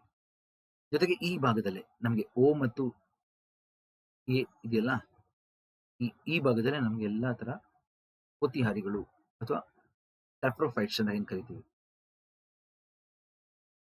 ಕೊಳತಿಗಳು, ಅವುಗಳು ಸಿಗೋದು ಸ್ಯಾಪ್ರೋಫೈಟ್ಸ್. ಅಂದ್ರೆ ಡೆಡ್ ಆರ್ಗ್ಯಾನಿಕ್ ಮ್ಯಾಟರ್ ನ ಡಿಕಂಪೋಸ್ ಮಾಡುವಂತವು ಜೀವಿಗಳು, ಬ್ಯಾಕ್ಟೀರಿಯಾಗಳು, ಫಂಗೈಗಳು ಎಲ್ಲ ಇಲ್ಲಿರ್ತವೆ. ಸ್ಯಾಪ್ರೋಫೈಟ್ಸ್ ಅಂತ ಕರಿತೀವಿ. ಅದು ಇರೋದಿಲ್ಲ ಈ ವಲಯಕ್ಕೆ ನಾವು ಸ್ಯಾಪ್ರೋಫೈಟ್ಸ್, ಸ್ಯಾಪ್ರೋಲೇಯರ್ ಅಂತ ಕರಿತೀವಿ. ನಾವು ಕಟ್ಕೊಳ್ಳಿ. ಕೊಳತಿಗಳು, ಪೋತಿಹಾರಿಗಳು ಎಲ್ಲಿ ಸಿಗುತ್ತೆ ಅಂತ ಕೇಳ್ತಾರೆ. ಸ್ಯಾಪ್ರೋಫೈಟ್ಸ್ ಇಲ್ಲೇ ಸಿಗುತ್ತೆ ಮೇಲ್ಭಾಗ. ಗೊತ್ತಾಯ್ತಲ್ಲ. ಈ ಸಾಯಿಲ್ ಪ್ರೊಫೈಲ್ ಅರ್ಥ ಆದ್ರೆ ಸ್ನೇಹಿತರೆ, ನಿಮ್ಗೆ ಈ ತರ ವಲಯಗಳು ಆಗ್ಬೇಕು ಅಂದ್ರೆ OAEBCD ಮಣ್ಣಿನ ವಲಯಗಳು ಯಾವುದು ಅಂತಾನು ಕೇಳ್ತಾರೆ. ಕರೆಕ್ಟಾ. ಓ ಮೇಲ್ಗಡೆದು, AEBCD ಈ ವಲಯಗಳನ್ನ ಇದನ್ನ ಸರಿಯಾದ ಕ್ರಮದಲ್ಲಿ ಬರೀರಿ ಅಂತ ಕೇಳ್ತಾರೆ. ಒಂದು ಕ್ವಶನ್. ಎರಡನೇ ಕ್ವಶನ್ ಗೊತ್ತಾಯ್ತಲ್ಲ, ಸ್ಯಾಪ್ರೋಫೈಟ್ಸ್ ಅಂದ್ರೆ ಯಾವುದು, ಯಾವ ಲೇಯರ್ಗಳು ಅಂತ ಕೇಳ್ತಾರೆ. ಟಾಪ್ ಸಾಯಿಲ್ ಅಂದ್ರೆ ಯಾವುದು ಅಂತ ಕೇಳ್ತಾರೆ. ಇವೆರಡನ್ನ ಟಾಪ್ ಸಾಯಿಲ್ ಅಂತೀವಿ. ಓ ಮತ್ತೆ ಏನ ಟಾಪ್ ಸಾಯಿಲ್. ಟಾಪ್ ಸಾಯಿಲ್ ನಾವು ಕಟ್ಕೊಳ್ಳಿ. ನಾನು ಇನ್ನೊಂದು ಬಣ್ಣದಲ್ಲಿ ಬರೀ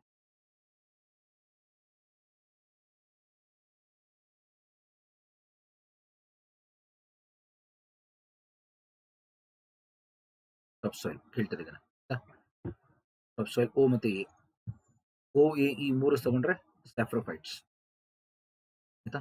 ರೆಗೋಲಿತ್ ಅಂದ್ರೆ ಇವಿಷ್ಟುವೆ, ಇಲ್ಲಿಂದ ಮೇಲ್ಗಡೆಯಿಂದ OAEBC ಎಷ್ಟು ತಗೊಂಡ್ರೆ ಸ್ಯಾಪ್ರೋಫೈಟ್. ಸೊ ಪ್ಲೀಸ್ ನಾವು ಕಟ್ಕೊಳ್ಳಿ, ಇದನ್ನು ಕೇಳ್ತಾರೆ ಎಕ್ಸಾಮ್ ಅಲ್ಲಿ. ಒಂದು ಕ್ವಶನ್ ಇದ್ರ ಮೇಲೆ ಬರುತ್ತೆ. ಈ ತರ ವಲಯಗಳು ಫಾರ್ಮ್ ಆಗ್ಬೇಕು ಅಂದ್ರೆ ಏನು ಇರಬೇಕು ಅಂದ್ರೆ ತುಂಬಾ ಸಮಯ, ಟೈಮ್, ಡ್ರೈನೇಜ್, ನೀರು ಚೆನ್ನಾಗಿ ಸೋಸುವಿಕೆ ಆಗ್ಬೇಕು. ಗೊತ್ತಾಗಲ್ಲ, ಟೈಮ್ ಮತ್ತು ಡ್ರೈನೇಜ್ ತುಂಬಾ ಇಂಪಾರ್ಟೆಂಟ್. ಸೊ ಸಾಯಿಲ್ ಪ್ರೊಫೈಲ್ ಚೆನ್ನಾಗಿ ಡೆವಲಪ್ ಆಗಬೇಕು ಅಂದ್ರೆ ಎರಡು ವಲಯಗಳು ಇರಬೇಕು. ಅಂದ್ರೆ ಎರಡು ಕಾರಣಗಳು ಏನಂದ್ರೆ ಸಮಯ, ಆ ಜಾಗಕ್ಕೆ ತುಂಬಾ ಸಮಯ ಸಿಕ್ಬೇಕು. ಇನ್ನೊಂದು ನೀರಿನ ಸೋಸುವಿಕೆ, ಡ್ರೈನ್, ನೀರ್ ಹೆಂಗ್ ಡ್ರೈನ್ ಆಗುತ್ತೆ ಅನ್ನೋದು ನೋಡ್ತೀವಿ ನಾವು. ಡ್ರೈನೇಜ್ ಅಂತಾನೆ ಬರೆದಿರ್ತೀನಿ ನಾನು. ನೀರಿನ ಸೋಸುವಿಕೆ. ಚೆನ್ನಾಗಾದಷ್ಟು ನಮ್ಗೆ ಈ ತರ ವಲಯಗಳು ಫಾರ್ಮ್ ಆಗುತ್ತೆ. ಇದನ್ನ ಗಮನಿಸಿ ನೋಡಿ. ಇಲ್ಲಿ ಯಾಕೆ ಈ ತರ ವೈಟ್ ಆಗಿದೆ ಅಂದ್ರೆ ಎಲ್ಲ ಮಿನರಲ್ಸ್ ಎಲ್ಲ ಡಿಸಾಲ್ವ್ ಆಗಿ ಹೊಟ್ಟೋಗಿದೆ ಕೆಳಗಡೆ. ಗೊತ್ತಾಯ್ತಲ್ಲ? ನೆಕ್ಸ್ಟ್ ನೋಡಿ, ಮಣ್ಣಿನ ವರ್ಗೀಕರಣ, ಕ್ಲಾಸಿಫಿಕೇಶನ್. ಮೊದಲೆಲ್ಲ ಹಿಂದಿನ ಕಾಲದಲ್ಲೆಲ್ಲ ಏನಾಗ್ತಿದ್ದು, ರಾಜರು ಮಹಾರಾಜರ ಕಾಲದಲ್ಲಿ ಮಣ್ಣು ಫಲವತ್ತಾಗಿದೆಯಾ ಇಲ್ವಾ ಅಷ್ಟೇ ಕ್ಲಾಸಿಫಿಕೇಶನ್. ಸೊ ದಟ್ ಫಲವತ್ತಾಗಿರೋ ಮಣ್ಣಿರೋ ಹತ್ರ ತೆರಿಗೆ ಟ್ಯಾಕ್ಸ್ ಕಲೆಕ್ಟ್ ಮಾಡ್ತಾ ಇದ್ರು. ಯಾಕೆ ಹೇಳಿ, ಇವಾಗ ಒಂದು ರಾಜ್ಯ ನಡೆಸಬೇಕು, ಒಂದು ಸಾಮ್ರಾಜ್ಯನ ನಡೆಸಬೇಕು ಅಂದ್ರೆ ನಮಗೆ ಆಹಾರ ಬೇಕು ಜನತೆಗೆ, ಜೊತೆಗೆ ಅಲ್ಲಿ ಆದಾಯ ಬೇಕು ನಮಗೆ. ಅದಕ್ಕೋಸ್ಕರ ಮಣ್ಣಿನ ಮೇಲೆ ಆದಾಯ ಹಾಕೋರು, ಅಂದ್ರೆ ಕೃಷಿ ಬೆಳೆಗಳ ಮೇಲೆ ಆದಾಯ ಟ್ಯಾಕ್ಸ್ ಕಲೆಕ್ಟ್ ಮಾಡೋರು, ತೆರಿಗೆ ಹಾಕೋರು. ಈ ರೀತಿ ಮಣ್ಣು ಫಲವತ್ತಾಗಿದ್ರೆ ಅವ್ರ ಹತ್ರ ಟ್ಯಾಕ್ಸ್ ಕಲೆಕ್ಟ್ ಮಾಡೋರು, ಇಲ್ಲ ಅಂದ್ರೆ ಅವ್ರ ಹತ್ರ ಟ್ಯಾಕ್ಸ್ ಕಲೆಕ್ಟ್ ಮಾಡ್ತಾರೆ. ಈ ರೀತಿ ಅವ್ರುಗಳು ಬೇರೆ ಕಾರ್ಯಗಳನ್ನ ಕೊಡೋರು ಅವ್ರಿಗೆ. ಮಣ್ಣು ಫಲವತ್ತಾಗಿಲ್ಲ ಅಂದ್ರೆ ಆ ಜಾಗದಲ್ಲಿ ಬೇರೆ ಕಾರ್ಯಗಳನ್ನ ಮಾಡೋರು, ಫಲವತ್ತಾದ ಭೂಮಿನ ಸಂರಕ್ಷಣೆ ಮಾಡೋರು. ಅದನ್ನ ನಾವು ಉರ್ವರ ಉಸರ ಅಂತ ಕರಿತೀವಿ. ಉರ್ವರ ಅಂದ್ರೆ ಫರ್ಟೈಲ್, ಫಲವತ್ತಾದ ಮಣ್ಣು. ಗೊತ್ತಾಯ್ತಲ್ಲ? ತೆರಿಗೆ ಕಲೆಕ್ಟ್ ಮಾಡ್ತಾ ಇರೋ ಹಿಂದೆ ಈ 2 ಪದ ಬಳಸೋದು, ಉರ್ವರ ಉಸರ. ಉಸರ ಅಂದ್ರೇನು? ಸ್ಟರೈಲ್, ಬರಡು ಭೂಮಿ ಅಂತ, ಏನು ಬೆಳೆಯಕ್ಕಾಗಲ್ಲ. ಸೊ ಆ ಬರಡಾದ ಭೂಮಿಯ ಮೇಲೆ ಬೇರೆ ತರ ಕಟ್ಟಡಗಳನ್ನ, ನಿವೇಶನಗಳನ್ನ ಬರೋದು. ಫಲವತ್ತಾದ ಭೂಮಿನ ಉಳಿಸ್ಕೊಳ್ಳೋರು. ಗೊತ್ತಾಯ್ತಲ್ಲ? ಸೊ ಈ ರೀತಿ ಉರ್ವರ ಉತ್ತರ ಎಂಬ ಪದಗಳನ್ನ ಬಳಸ್ತಾ ಇದ್ರು. ಇದನ್ನ ಕೇಳ್ತಾರೆ, ಎಕ್ಸಾಮಲ್ಲಿ ಕೇಳ್ತಾರೆ. ಈಗ ನಮ್ಗೇನಾಗಿದೆ, ಈಗ ತುಂಬಾ ಸಂಶೋಧನೆಗಳನ್ನ ಮಾಡಿ ಮಣ್ಣಿನ ಬಣ್ಣ ಮತ್ತು ಮಣ್ಣಿನ ತೇವಾಂಶ ಮತ್ತು ಮಣ್ಣಿನಲ್ಲಿರುವ ಖನಿಜಗಳು, ಸಾಯಿಲ್ ಮಾಯಿಶ್ಚರ್, ಕಲರ್, ಟೆಕ್ಸ್ಚರ್ನ ನೋಡಿ ಮಣ್ಣನ್ನ ಕ್ಲಾಸಿಫೈ ಮಾಡೋ ವಿಧಾನ ಬಂದಿದೆ. So soil survey of India ಅಂತೇಳಿ 1956 ಅಲ್ಲಿ ಸ್ಥಾಪನೆ ಆಯಿತು ನಾಗ್ಪುರಲ್ಲಿ. ಅದನ್ನ ಇವತ್ತು national bureau of soil survey and land use planning. ಅದೇ ನೋಡಿ, national bureau of soil survey and land use planning ಅಂದ್ರೆ ಮಣ್ಣಿನ ಸಮೀಕ್ಷೆ, ರಾಷ್ಟ್ರೀಯ ಮಣ್ಣು ಸಮೀಕ್ಷೆ ಮತ್ತು ಭೂ ಬಳಕೆ ಯೋಜನೆ ಅಂತೇಳಿ ನಾಗ್ಪುರಲ್ಲಿ ಇದೆ ಇವರು. ಮತ್ತು Indian Council of Agriculture Research Delhi. 2 ಸಂಸ್ಥೆಗಳು ನಮ್ಗೆ ಇವಾಗ ಇರುವಂತಹ ಸಂಸ್ಥೆಗಳು, ಮಣ್ಣಿನ ವರ್ಗೀಕರಣ ಮಾಡಿರೋರು ಇವರು. ಗೊತ್ತಾಯ್ತಲ್ಲ?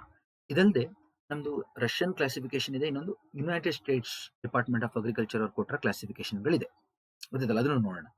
ಮುಖ್ಯವಾಗಿ ನಮಗೆ ಮಣ್ಣಿನ ಅಧ್ಯಯನಕ್ಕೆ ಮೊದಲು ಹೆಸರು ನಾವು ಕಟ್ಕೊಳ್ಬೇಕಾಗಿರೋರು ವ್ಯಾಸಿಲಿವಿಚ್ ಲೊಕೊಚೇವ್ ಅಂತ ಇವ್ರ ಹೆಸರು. ಇವರನ್ನು ಫಾದರ್ ಆಫ್ ಸಾಯಿಲ್ ಅಂತ ಕರೀತಾರೆ, ಫಾದರ್ ಆಫ್ ಸಾಯಿಲ್ ಸೈನ್ಸ್ ಅಂತ ಕರೀತಾರೆ. ಗೊತ್ತಾಯ್ತಲ್ಲ? ರಷ್ಯನ್ ಇವರು ಮೊದಲು ಮಣ್ಣಿನ ಬಗ್ಗೆ ಅಧ್ಯಯನ ಮಾಡಿ ಅದ್ರ ಬಗ್ಗೆ ಎಲ್ಲಾ ತರ ಮಾಹಿತಿ ಕೊಟ್ಟರು ಇವರೇ. ವ್ಯಾಸಿಲಿವಿಚ್ ಲೊಕೊಚೇವ್ ಅಂತ ಅವರ ಹೆಸರು. ಇವರೇ ಝೋನಲ್ ಕ್ಲಾಸಿಫಿಕೇಶನ್ ಕೊಟ್ಟರು ಇವರೇ. ಅದಾದ್ಮೇಲೆ ಜಾನ್ ವಾಲ್ಟರ್ ಲೆದರ್, ಇವರು ಭಾರತದಲ್ಲಿ ಮಣ್ಣಿನ ವಿಜ್ಞಾನಕ್ಕೆ ತುಂಬಾ ಸಂಶೋಧನೆ ಮಾಡಿದವರು ಇವರು. So father of Indian soil science and agriculture chemistry ಅಂತ ಕರಿತೀವಿ. ಹಾಗೆ ನೆಕ್ಸ್ಟ್ MS ಸ್ವಾಮಿನಾಥನ್, ಗೊತ್ತಿದೆ ಎಲ್ಲರಿಗೂ. MS ಸ್ವಾಮಿನಾಥನ್ ಅವ್ರ ಹೆಸರು ನೋಡಿ, ಗೊತ್ತಾಯ್ತಲ್ಲ? Father of Indian agriculture, Indian green revolution, ಹಸಿರು ಕ್ರಾಂತಿ ಪಿತಾಮಹ ಅಂತ ಯಾರನ್ನ ಕರಿತೀವಿ ಅಂದ್ರೆ ಸ್ವಾಮಿನಾಥನ್ ಅವ್ರನ್ನ ಕರಿತೀವಿ. ಸೊ ನಾವು ಇಟ್ಕೊಳ್ಳಿ. ಸೊ ಈ 3 ಹೆಸರುಗಳನ್ನ ನೀವು ನಾವು ಇಟ್ಕೊಳ್ಬೇಕು. ಸೊ ಅವ್ರ ಹೆಸರು ಫುಲ್ ಕೊಟ್ಟಿದ್ದೀನಿ: ಮನ್ಕೊಂಬು ಸಾಂಬಶಿವನ್ ಸ್ವಾಮಿನಾಥನ್. ಅವ್ರ ಹೆಸರು ನಾವು ಇಟ್ಕೊಳ್ಳಿ. ಸೊ ಇದಲ್ಲದೆ ನೆಕ್ಸ್ಟ್ ನೋಡಿ, ಕ್ಲಾಸಿಫಿಕೇಶನ್, ವರ್ಗೀಕರಣದಲ್ಲಿ ಮುಖ್ಯವಾಗಿ ಝೋನಲ್ ಕ್ಲಾಸಿಫಿಕೇಶನ್ ಆಗಲೇ ಹೇಳಿದಲ್ಲ, ವ್ಯಾಸಿಲಿವಿಚ್ ಲೊಕೊಚೇವ್ ಅವ್ರು ಕೊಟ್ಟಿರೋಂಥ ಝೋನಲ್ ಕ್ಲಾಸಿಫಿಕೇಶನ್, ರಷ್ಯನ್ ಕ್ಲಾಸಿಫಿಕೇಶನ್ ಇದು. ಇನ್ನೊಂದು United state department of agriculture, ಕೃಷಿ ಇಲಾಖೆ, ಯುನೈಟೆಡ್ ಸ್ಟೇಟ್ಸ್ ಏನಿದೆ ಅವ್ರದ್ದು ಕೃಷಿ ಇಲಾಖೆ ಕೊಟ್ಟಿರೋಂಥ ಯೂನಿಫೈಡ್ ಸಾಯಿಲ್ ಕ್ಲಾಸಿಫಿಕೇಶನ್ ಸಿಸ್ಟಮ್. ನಾವು ಇವೆರಡನ್ನ ನಾವು ಎಲ್ಲಿ ನೋಡ್ಬೇಕಾಗುತ್ತೆ ಸ್ನೇಹಿತರೆ. ಇದು ಸ್ವಲ್ಪ ಟೆಕ್ನಿಕಲ್ ಆಗುತ್ತೆ, ಬಟ್ ಇದು ಗೊತ್ತಿದ್ರೆ ನಿಮಗೆ ಸುಲಭ, ಎಕ್ಸಾಮ್ ಅಲ್ಲಿ ಕೇಳ್ತಾರೆ. ಇಲ್ಲಿ ನೋಡಿ, ಝೋನಲ್, ಇಂಟ್ರಾಝೋನಲ್, ಅಝೋನಲ್ ಅಂತೇಳಿ 3 ತರ ಸಾಯಿಲ್ ಇದೆ ಝೋನಲ್ ಕ್ಲಾಸಿಫಿಕೇಶನ್ ಅಲ್ಲಿ. ಝೋನಲ್ ಅಂದ್ರೆ ಆತರ ವಲಯಗಳು, ಮಣ್ಣಿನ ವಲಯಗಳು ತುಂಬಾ ಅಭಿವೃದ್ಧಿ ಆದರೆ ಅದು O ಲೇಯರ್ ಇದೆ, A ಇದೆ, ಕರೆಕ್ಟ್, E ಇದೆ, B, C ಮತ್ತು D, ಹೌದಲ್ಲ? ಈ ತರ ಹಲವಾರು ವಲಯಗಳಿದ್ರೆ ಅದನ್ನ ಝೋನಲ್ ಅಂತ ಕರಿತೀವಿ. ಝೋನಲ್ ಆಗ್ಬೇಕು ಅಂದ್ರೆ ಏನು? ಚೆನ್ನಾಗಿ ಡ್ರೈನೇಜ್ ಇರಬೇಕು ಮತ್ತು ಸಫಿಷಿಯಂಟ್ ಟೈಮ್ ಇರಬೇಕು ಅಂತ ಹೇಳಿದೆ ಆಗ್ಲೇ, ನಾನು ಬರ್ದಿದ್ದೀನಿ ನೋಡಿ. ಚೆನ್ನಾಗಿ ಪ್ರೊಫೈಲ್ ಡೆವಲಪ್ ಆಗುತ್ತೆ. ನೆಕ್ಸ್ಟ್ ಅಝೋನಲ್. ಅಝೋನಲ್ ಅಲ್ಲಿ ಏನು ಪ್ರೊಫೈಲೇ ಇಲ್ಲ ನೋಡಿ, ಏನು ಪ್ರೊಫೈಲ್, ಮೇಲಿಂದ ಕೆಳಗಡೆ ಬರೀ ಮಣ್ಣು ಇರುತ್ತೆ, ಕಲ್ಲಿರುತ್ತೆ. ಅದನ್ನ ನಾವು ಅಝೋನಲ್ ಅಂತ ಕರಿತೀವಿ. ಯಾಕೆ? ಸಾಕಷ್ಟು ಸಮಯ ಇಲ್ಲ, ಇನ್ಸಫಿಷಿಯಂಟ್ ಟೈಮ್ ಇಲ್ಲ, ಅದಕ್ಕೋಸ್ಕರ. ಸೊ ಪ್ರೊಫೈಲ್ ಡೆವಲಪ್ ಆಗಿ, ಸೊ ವಲಯಗಳಿರಲ್ಲ. ಇಂಟ್ರಾಝೋನಲ್ ಅಂದ್ರೆ ನೋಡಿ, ಕೆಲವು ಮೇಲ್ಗಡೆ ಓ ಇದ್ರೂ ಇರ್ಬೋದು, ಇಲ್ಲಾಂದ್ರೂ ಇಲ್ಲ. ಕರೆಕ್ಟಾ? ಓ ಇಲ್ಲ ಅಂದ್ರೆ ಡೈರೆಕ್ಟ್ ಎ ಲೇಯರ್ ಇರುತ್ತೆ, ಕೆಳಗಡೆ ಇ ಲೇಯರ್ ಇರುತ್ತೆ. ಬೆಡ್ ರಾಕ್ ಇರುತ್ತೆ. ಕರೆಕ್ಟಾ? ಈ ರೀತಿ ಬೆಡ್ ರಾಕ್ ಇರುತ್ತೆ. ಈ ಈ ರೀತಿ ಇದ್ರೆ ಇಂಟ್ರಾಝೋನಲ್. ಜ್ಞಾಪಕಇಟ್ಕೊಳ್ಳಿ. ಇಂಟ್ರಾಝೋನಲ್ ಅಲ್ಲಿ ನೋಡಿ ಯಾವುದೇ ರೀತಿಯಾದ ವಲಯಗಳು ಸರಿಯಾಗಿ ಅಭಿವೃದ್ಧಿ ಆಗಿರಲ್ಲ. ಯಾಕೆಂದ್ರೆ ಪೂರ್ ಡ್ರೈನೇಜ್, ನೀರು ಸರಿಯಾಗಿ ಡ್ರೈನ್ ಆಗ್ತಾ ಇಲ್ಲ ಒಂದು. ಇನ್ನೊಂದು ಸಾಕಷ್ಟು ಸಮಯ ಇರುತ್ತೆ, ಬಟ್ ಡ್ರೈನ್ ಆಗಿರಲ್ಲ ನೀರು. ಅಂತ ಸಾಯಿಲ್ಗಳನ್ನ ಇಂಟ್ರಾಝೋನಲ್ ಅಂತ ಕರಿತೀವಿ. ಲೈಕ್ ಬಸಾಲ್ಟ್ ಕಲ್ಲುಗಳಿಂದ ಆಗುವಂತ ಕಪ್ಪು ಮಣ್ಣು. ಕಪ್ಪು ಮಣ್ಣು ಏನಾಗೋಗುತ್ತೆ, ಬಸಾಲ್ಟ್ ಕಲ್ಲು ಪುಡಿ ಪುಡಿ ಆಗ್ತಾ ಇರುತ್ತೆ. ಆದ್ರೆ ಅದರಲ್ಲಿ ಕ್ಲೇ ಜಾಸ್ತಿ ಇರೋದ್ರಿಂದ ಸೋಸುವಿಕೆ ಇಲ್ಲ, ಪರ್ಕ್ಯುಲೇಷನ್ ಆಗಲ್ಲ ನೀಟಾಗಿ. ಆಸಿಡ್ಗಳು ನೀರ್ ಮೇಲೆ ನಿಲ್ಲುತ್ತೆ. ಅದಕ್ಕೆ ಇಂಟ್ರಾಝೋನಲ್ ಬರುತ್ತೆ ಬ್ಲಾಕ್ ಸಾಯಿಲ್. ಗೊತ್ತಾಯ್ತಲ್ಲ?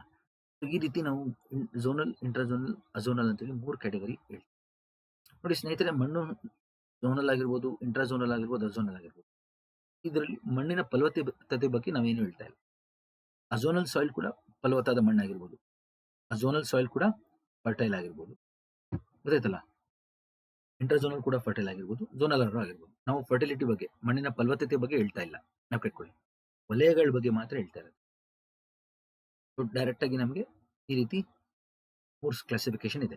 ಇದು ಫಸ್ಟ್ ರಷ್ಯಾದವ್ರು ಕೊಟ್ಟಿದ್ದೀವಿ.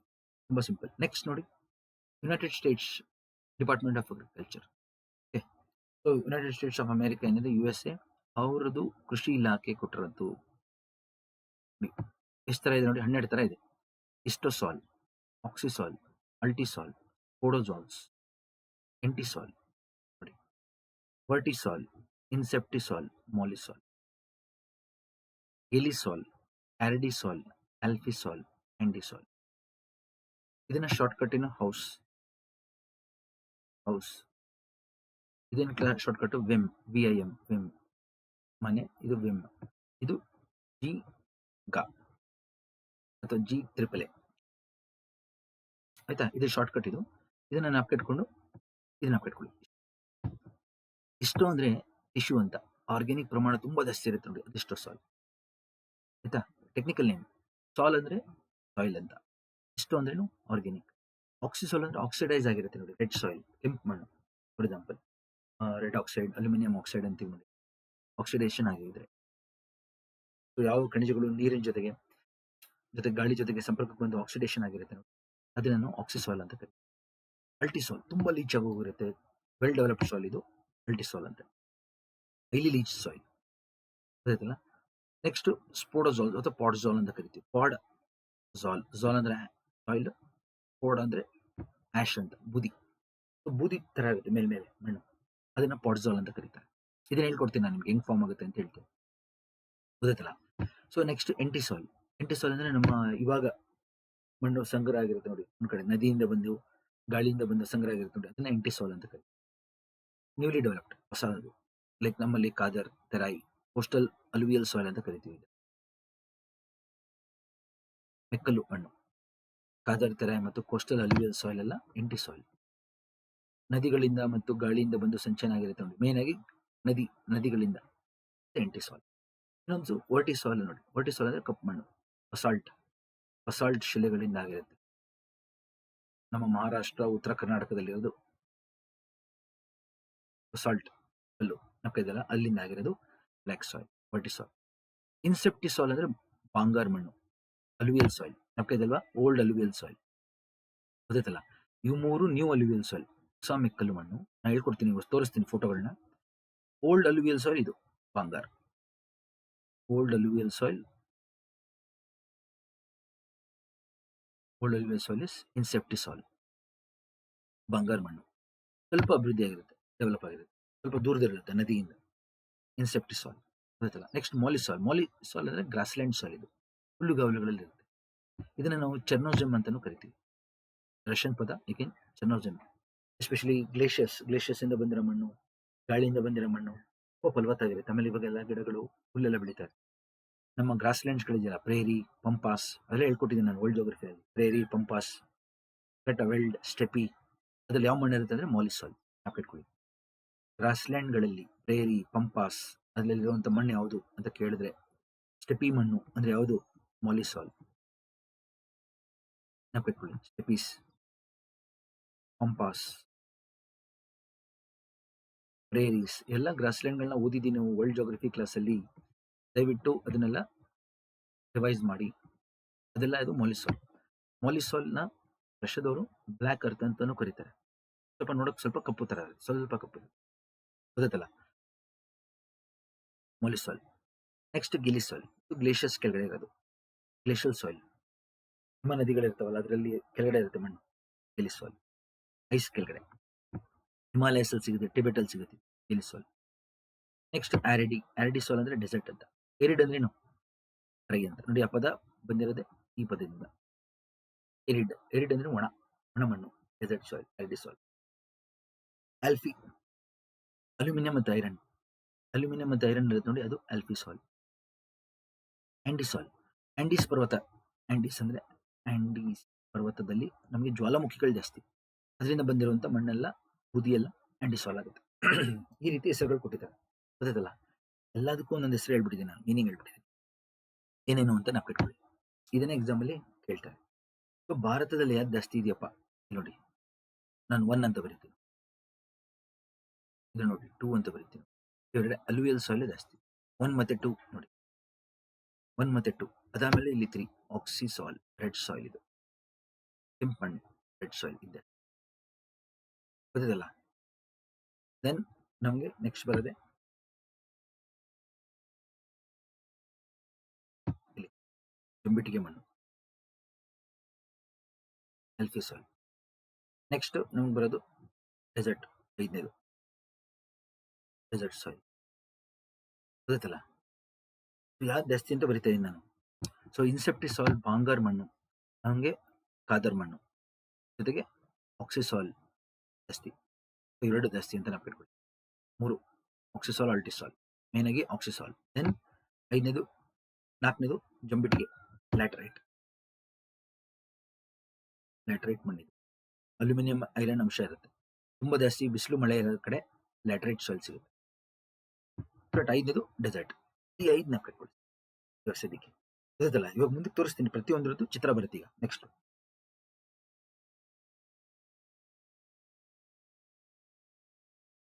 ನೋಡಿ ಸಾಯಿಲ್ಸ್ ಆಫ್ ಇಂಡಿಯಾ ನೋಡಿ, ಎಷ್ಟು ಚೆನ್ನಾಗಿರೋದು ಚಿತ್ರ. 5 ತರ ಮಣ್ಣು ಹೇಳ್ತಾ ಇದೀನಿ ನೋಡಿ. ಅಲ್ಯೂವಿಯಲ್ ಸಾಯಿಲ್ ನೋಡಿ, ಲೇಸರ್ ಮುಖಾಂತರ ತೋರಿಸ್ತೀನಿ ನೋಡಿ. ದಯವಿಟ್ಟು ನನ್ನ ತರಗತಿಗಳನ್ನ ಶೇರ್ ಮಾಡಿ ಸ್ನೇಹಿತರೆ. ಹೆಚ್ಚಿನ ಸಂಖ್ಯೆಯಲ್ಲಿ ನೀವು ನೋಡಿದಷ್ಟು ನನಗೆ ಇನ್ನೂ ತರಗತಿಗಳನ್ನ ಮಾಡಲಿಕ್ಕೆ ಪ್ರೋತ್ಸಾಹ ಸಿಗುತ್ತೆ. ಈ ತರ ಚಿತ್ರಗಳು ಮತ್ತು ಈ ತರ ಕಂಟೆಂಟ್ ನಾನು ಕೊಡ್ತಾ ಇರೋದು ಏನಿದೆ ನಿಮ್ಮೆಲ್ಲರಿಗೂ ಉಪಯೋಗ ಆಗಲಿ ಅಂತ ದಯವಿಟ್ಟು ಶೇರ್ ಮಾಡಿ. ನೋಡಿ ಅಲ್ಯೂವಿಯಲ್ ಸಾಯಿಲ್ ನೋಡಿ, ಉತ್ತರ ಮಹಾ ಮೈದಾನದಲ್ಲಿ ನದಿಗಳು ಜಾಸ್ತಿ ಇರೋದ್ರಿಂದ, ನದಿಗಳ ಸಾಂದ್ರತೆ ರಿವರ್ ಡೆನ್ಸಿಟಿ ಜಾಸ್ತಿ ಇರೋದ್ರಿಂದ ನಮ್ಗೆ ಜಾಸ್ತಿ ರಿವರ್ಸ್ ಇರೋದ್ರಿಂದ ಸಾಯಿಲ್ ಜಾಸ್ತಿ, ಅಲ್ಯೂವಿಯಲ್ ಸಾಯಿಲ್. 43% ಇದೆ ಅಲ್ಯೂವಿಯಲ್ ಸಾಯಿಲ್ ಇದೆ. ದಕ್ಷಿಣ ಭಾರತದಲ್ಲಿ ಇಲ್ವಾ? ದಕ್ಷಿಣ ಭಾರತದಲ್ಲಿ ನದಿಗಳಿದೆ ಅಲ್ಲಿ ಮಾತ್ರ. ಯಾಕೆಂದ್ರೆ ಉತ್ತರ ಭಾರತದ ನದಿಗಳು ಜಾಸ್ತಿ ಪ್ರವಾಹ ಮಾಡುತ್ತೆ, ಅದಕ್ಕೆ ಮೆಕ್ಕಲು ಮಣ್ಣು ಜಾಸ್ತಿ ಸಂಗ್ರಹ ಆಗಿದೆ ಇಲ್ಲಿ. ದಕ್ಷಿಣ ಭಾರತ ನದಿಗಳು ಮಳೆಗಾಲದಲ್ಲಿ ಮಾತ್ರ ಸ್ವಲ್ಪ ನೀರು ಹೊರಗಡೆ ಬರುತ್ತೆ, ಅದಕ್ಕೆ ನಮ್ಗೆ ಅಷ್ಟು ಪ್ರವಾಹ ಇಲ್ಲ ಇಲ್ಲಿ, ನಿಮ್ಗೆ ಗೊತ್ತಿದೆ ಎಲ್ಲ. ಸೊ ಆ ಕಾರಣದಿಂದ ನಮ್ಗೆ ಇಲ್ಲಿ ಮೆಕ್ಕಲು ಮಣ್ಣು ಕಮ್ಮಿ ದಕ್ಷಿಣದಲ್ಲಿ, ಆಯ್ತಾ. First alluvial soil. Next red soil ನೋಡಿ, ಎಲ್ಲ ರೆಡ್. ದಕ್ಷಿಣ ಭಾರತದಲ್ಲಿ ಪೆನಿನ್ಸುಲರ್ ಪ್ಲಾಟ್ಯೂ, ಇದು ಪೆನಿನ್ಸುಲರ್ ಪ್ಲಾಟ್ಯೂ ಪ್ರದೇಶದಲ್ಲಿ ಗ್ರನೈಟ್ ಕಲ್ ಜಾಸ್ತಿ, ಮೆಟಮಾರ್ಫಿಕ್ ಕಲ್ ಜಾಸ್ತಿ, ಅಗ್ನಿಶಿಲೆ ಮತ್ತು ರೂಪಾಂತರ ಶಿಲೆಗಳು ಜಾಸ್ತಿ. ಅದೆಲ್ಲ ಪುಡಿ ಪುಡಿಯಾಗಿ ರೆಡ್ ಸಾಯಿಲ್ ಆಗಿದೆ, ಆಕ್ಸಿಡೇಷನ್ ಆಗಿ ರೆಡ್. ಎರಡನೇದು ಅದಲ್ಲ, ರೆಡ್ ಅಂಡ್ ಎಲ್ಲೋ. ದೆನ್ 3ನೇದು ನೋಡಿ ಬ್ಲ್ಯಾಕ್ ಸಾಯಿಲ್ ನೋಡಿ, ಕಪ್ಪು ಮಣ್ಣು. ಇದು ಜ್ವಾಲಾಮುಖಿ ಮಣ್ಣು, ಇದು ಮೇನ್ ಆಗಿ ಬಸಾಲ್ಟ್ ಕಲ್ ಬಂದಿದೆಯಲ್ಲ, ಲಾವಾ ಹೊರಗಡೆ ಬಂದು ಹರಿದು 5 ಲಕ್ಷ ಸ್ಕ್ವೇರ್ ಕಿಲೋಮೀಟರ್ ಕವರ್ ಮಾಡಿದೆ. ಆ ಕಡೆ ಮಾತ್ರ ಬಸಾಲ್ಟ್ ಕಲ್ ಇದೆ ಅಲ್ಲ, ಅಲ್ಲೆಲ್ಲ ಶೀತಲೀಕರಣ ಆಗಿ ನಮಗೆ ಕಪ್ಪು ಮಣ್ಣು. ನೆಕ್ಸ್ಟ್ ನಮಗಿರೋದು ಜಂಬಿಟಿಗೆ. ಜಾಸ್ತಿ ಬಿಸಿಲು ಮಳೆ ಆಗುತ್ತೆ ನೋಡಿ, ಇಲ್ಲಿ ಪಶ್ಚಿಮ ಘಟ್ಟ, ಅಂಡಮಾನ್ ನಿಕೋಬಾರ್, ಮೇಘಾಲಯ, ಕೆಲವು ಒಡಿಸ್ಸಾ ಭಾಗ, ಇದೆಲ್ಲ ಜಂಬಿಟಿಗೆ ಮಣ್ಣು, ತುಂಬಾ ಬಿಸಿಲು ಮಳೆ, ಲ್ಯಾಟರೈಟ್ ಸಾಯಿಲ್. ಕೊನೆಗೆ ಡೆಸರ್ಟ್ ಸಾಯಿಲ್, ಗೊತ್ತಾಯ್ತಲ್ಲ. ಡೆಸರ್ಟ್ ಸಾಯಿಲ್ ರಾಜಸ್ಥಾನದಲ್ಲಿ ಅರಾವಲಿ ಬೆಟ್ಟದ ಹಿಂದೆ, ಯಾಕೆಂದ್ರೆ ಅಲ್ಲೇ ಮಳೆ ಕಮ್ಮಿ, ಗೊತ್ತಾಯ್ತಲ್ಲ ಎಲ್ಲರಿಗೂ. ಈ ರೀತಿ ನಾವು ಇದನ್ನ ಪ್ರತಿಯೊಂದನ್ನು ಎಕ್ಸ್ಪ್ಲೇನ್ ಮಾಡ್ತೀವಿ ನೋಡಿ ನನ್ನಾಗಿ. ಇದು ಝೋನಲ್, ಇಂಟ್ರಾಝೋನಲ್ ಮತ್ತು ಅಝೋನಲ್ ಪಟ್ಟಿ ಕೊಟ್ಟಿದ್ದೀನಿ ನೋಡಿ. ಯಾವುದು ಝೋನಲ್ ಯಾವುದು ಅಝೋನಲ್ ಅಂತ ಗೊತ್ತಿರಬೇಕು ಸ್ನೇಹಿತರೆ. ಇದು ಕೇಳ್ತಾರೆ ಎಕ್ಸಾಮ್ ಅಲ್ಲಿ. 4 ತರ ಮಣ್ಣು ಕೊಟ್ಟು ಝೋನಲ್ ಯಾವುದು, ಅಝೋನಲ್ ಯಾವುದು, ಇಂಟ್ರಾಝೋನಲ್ ಯಾವುದು ಅಂತ KPSC, FDA, SDA, PSN ಎಲ್ಲ ಕೇಳ್ತಾರೆ, ಗೊತ್ತಾಯ್ತಲ್ಲ. ಸೊ ನೀವು ಫಸ್ಟ್ ಈ ಚಿತ್ರ ನೋಡಿ, ನಾನು ಮುಂದಕ್ಕೆ ಬರ್ತೀನಿ ಮತ್ತೆ. Types of soil. Indian Council of Agriculture Research ಅವರು ನೋಡಿ ಸಾಯಿಲ್ನ ಯಾವ ವಿಧಗಳಾಗಿ ವಿಂಗಡಣೆ ಮಾಡಿದ್ದಾರೆ ಇದನ್ನು ಗಮನಿಸಿ ಎಲ್ಲರೂ. ಮೊದಲನೇದು ಅಲುವಿಯಲ್ ಸಾಯಿಲ್, ಮೆಕ್ಕಲು ಮಣ್ಣು, ಕಪ್ಪು ಮಣ್ಣು, ರೆಡ್ ಸಾಯಿಲ್, ಕೆಂಪು ಮಣ್ಣು, ಜಂಬಿಟ್ಟಿಗೆ ಮಣ್ಣು, ಮರುಭೂಮಿ ಮಣ್ಣು, ಪರ್ವತ ಮಣ್ಣು ಮತ್ತು ಉಪ್ಪು, ಆಲ್ಕಲೈನ್ ಸಾಯಿಲ್, ಸಲೈನ್ ಸಾಯಿಲ್, ಲವಣಾಂಶ ಇರುವಂತದ್ದು. ಕೊನೆಗೆ ಜೋಗು ಪ್ರದೇಶದ ಮಣ್ಣು, ಪಿಟಿ ಮತ್ತು ಮಾರ್ಷಿ ಸಾಯಿಲ್ ಅನ್ನು ಜೋಗು ಪ್ರದೇಶ. ಇವಾಗ ನೋಡೋಣ ಒಂದೊಂದಾಗಿ. ನೋಡಿ, ಮೆಕ್ಕಲು ಮಣ್ಣು ಅತಿ ಮುಖ್ಯವಾದಂತಹ ಮಣ್ಣು. ಭಾರತದಲ್ಲಿ 43% ಹತ್ರ ಮೆಕ್ಕಲು ಮಣ್ಣೇ ಇದೆ. ಇದು ಬೆಟ್ಟ ಗುಡ್ಡ ಪ್ರದೇಶಗಳಿಂದ ಬರುತ್ತಲ್ಲ ನದಿಗಳು, ಆ ನದಿಗಳಿಂದ ಬರುವಂತ ಕಲ್ಲು ಮಣ್ಣು ಸಂಗ್ರಹ ಆಗುವಂತ ಮಣ್ಣು. ಇಲ್ಲಿ ನೋಡಿ, ಈ ನದಿಗಳು ಏನ್ ತರ್ತಾ ಇದೆ ನೋಡಿ, ಕಲ್ಲು ಬಂಡೆಗಳನ್ನ ತರ್ತಾ ಇದೆ. ಈ ಕಲ್ಲು ಬಂಡೆಗಳಿಂದ ಬರ್ತದೆ, ಬೆಟ್ಟಗಳಿಂದ ಬರ್ತದೆ. ಅಂದ್ರೆ ನಾವು ನದಿಗಳು ಕೊರಿತಾ ಇದಾವೆ, ಬೆಟ್ಟಗಳನ್ನ ಕೊರಿಯುತ್ತೆ. ಅದ್ರ ಜೊತೆ ಕಲ್ಲು ಬಂಡೆಗಳು ಬರುತ್ತೆ, ಮಣ್ಣು ಬರುತ್ತೆ, ಎಲ್ಲ ಮೇಲ್ಗಡೆಯಿಂದ ಬಂದು ಬಂದು ಬಂದು ನೀರ್ ಜೊತೆಗೆ ಕೆಳಗಡೆ ಸಂಗ್ರಹ ಆಗುತ್ತೆ. ಗೊತ್ತಾಯ್ತಲ್ಲ, ಇದರ ಹಿಮ ನೋಡಿ, ಇಲ್ಲೆಲ್ಲ ಐಸ್ ಕರಗಿ ನದಿ ಬರ್ತದೆ. ಭೂಮಿಯ ಮೇಲೆ ನೈಸರ್ಗಿಕವಾಗಿ ಹರಿಯುವ ನೀರಿಗೆ ನದಿ ಅಂತ ಕರೀತೀವಿ. ಭೂಮಿಯ ಮೇಲೆ ನೈಸರ್ಗಿಕವಾಗಿ ಹರಿಯುವ ನೀರಿಗೆ ನದಿ ನಾವು ಕಟ್ಕೊಳ್ಳಿ. ಈ ನೀರು ಕೆಳಗಡೆ ಹೋಗ್ತಾ ಇದೆ ನೋಡಿ, ಹೋಗ್ತಾ ಹೋಗ್ತಾ ಹೋಗ್ತಾ ಏನಾಗುತ್ತೆ, ಬೆಟ್ಟದಿಂದ ಇಳಿಯುತ್ತೆ. ಬೆಟ್ಟದಿಂದ ಇಳಿದಾಗ ನೋಡಿ, ಗಮನಿಸಿ ಅದನ್ನ ನಿಮಿಷ ನೋಡಿ. ನೆಕ್ಸ್ಟ್ ಬೆಟ್ಟದಿಂದ ಇಳ್ಕೊಂಡು ಬರುತ್ತೆ ನೋಡಿ. ಇಲ್ಲಿ ನದಿದು ವೇಗ ಜಾಸ್ತಿ ಇರುತ್ತೆ, ರಿವರ್ದು ವೆಲಾಸಿಟಿ ಮೇಲೆ ಬೆಟ್ಟದಿಂದ ಬರ್ಬೇಕಾದ್ರೆ. ಬೆಟ್ಟದಿಂದ ಬರ್ತಿದ್ದಂಗೆ ಇಲ್ಲಿ ನೋಡಿ, ಇಲ್ಲಿ ಬರ್ತಿದ್ದಂಗೆ ಏನಾಗುತ್ತೆ, ಅದ್ರ ವೇಗ ಕಮ್ಮಿ ಆಗೋಗುತ್ತೆ. ಅವಾಗ ಎಲ್ಲ ಕಲ್ಲು ಬಂಡೆಗಳನ್ನ ಇಲ್ಲೇ ಸಂಗ್ರಹ ಮಾಡುತ್ತೆ, ಸಂಚಯನ ಮಾಡುತ್ತೆ ಕಲ್ಲು ಬಂಡೆಗಳು. ಆ ಕಲ್ಲಿನ ಪಟ್ಟಿಗೆ ಬಾಬರ್ ಅಂತ ಕರೀತೀವಿ. ಬಾಬರ್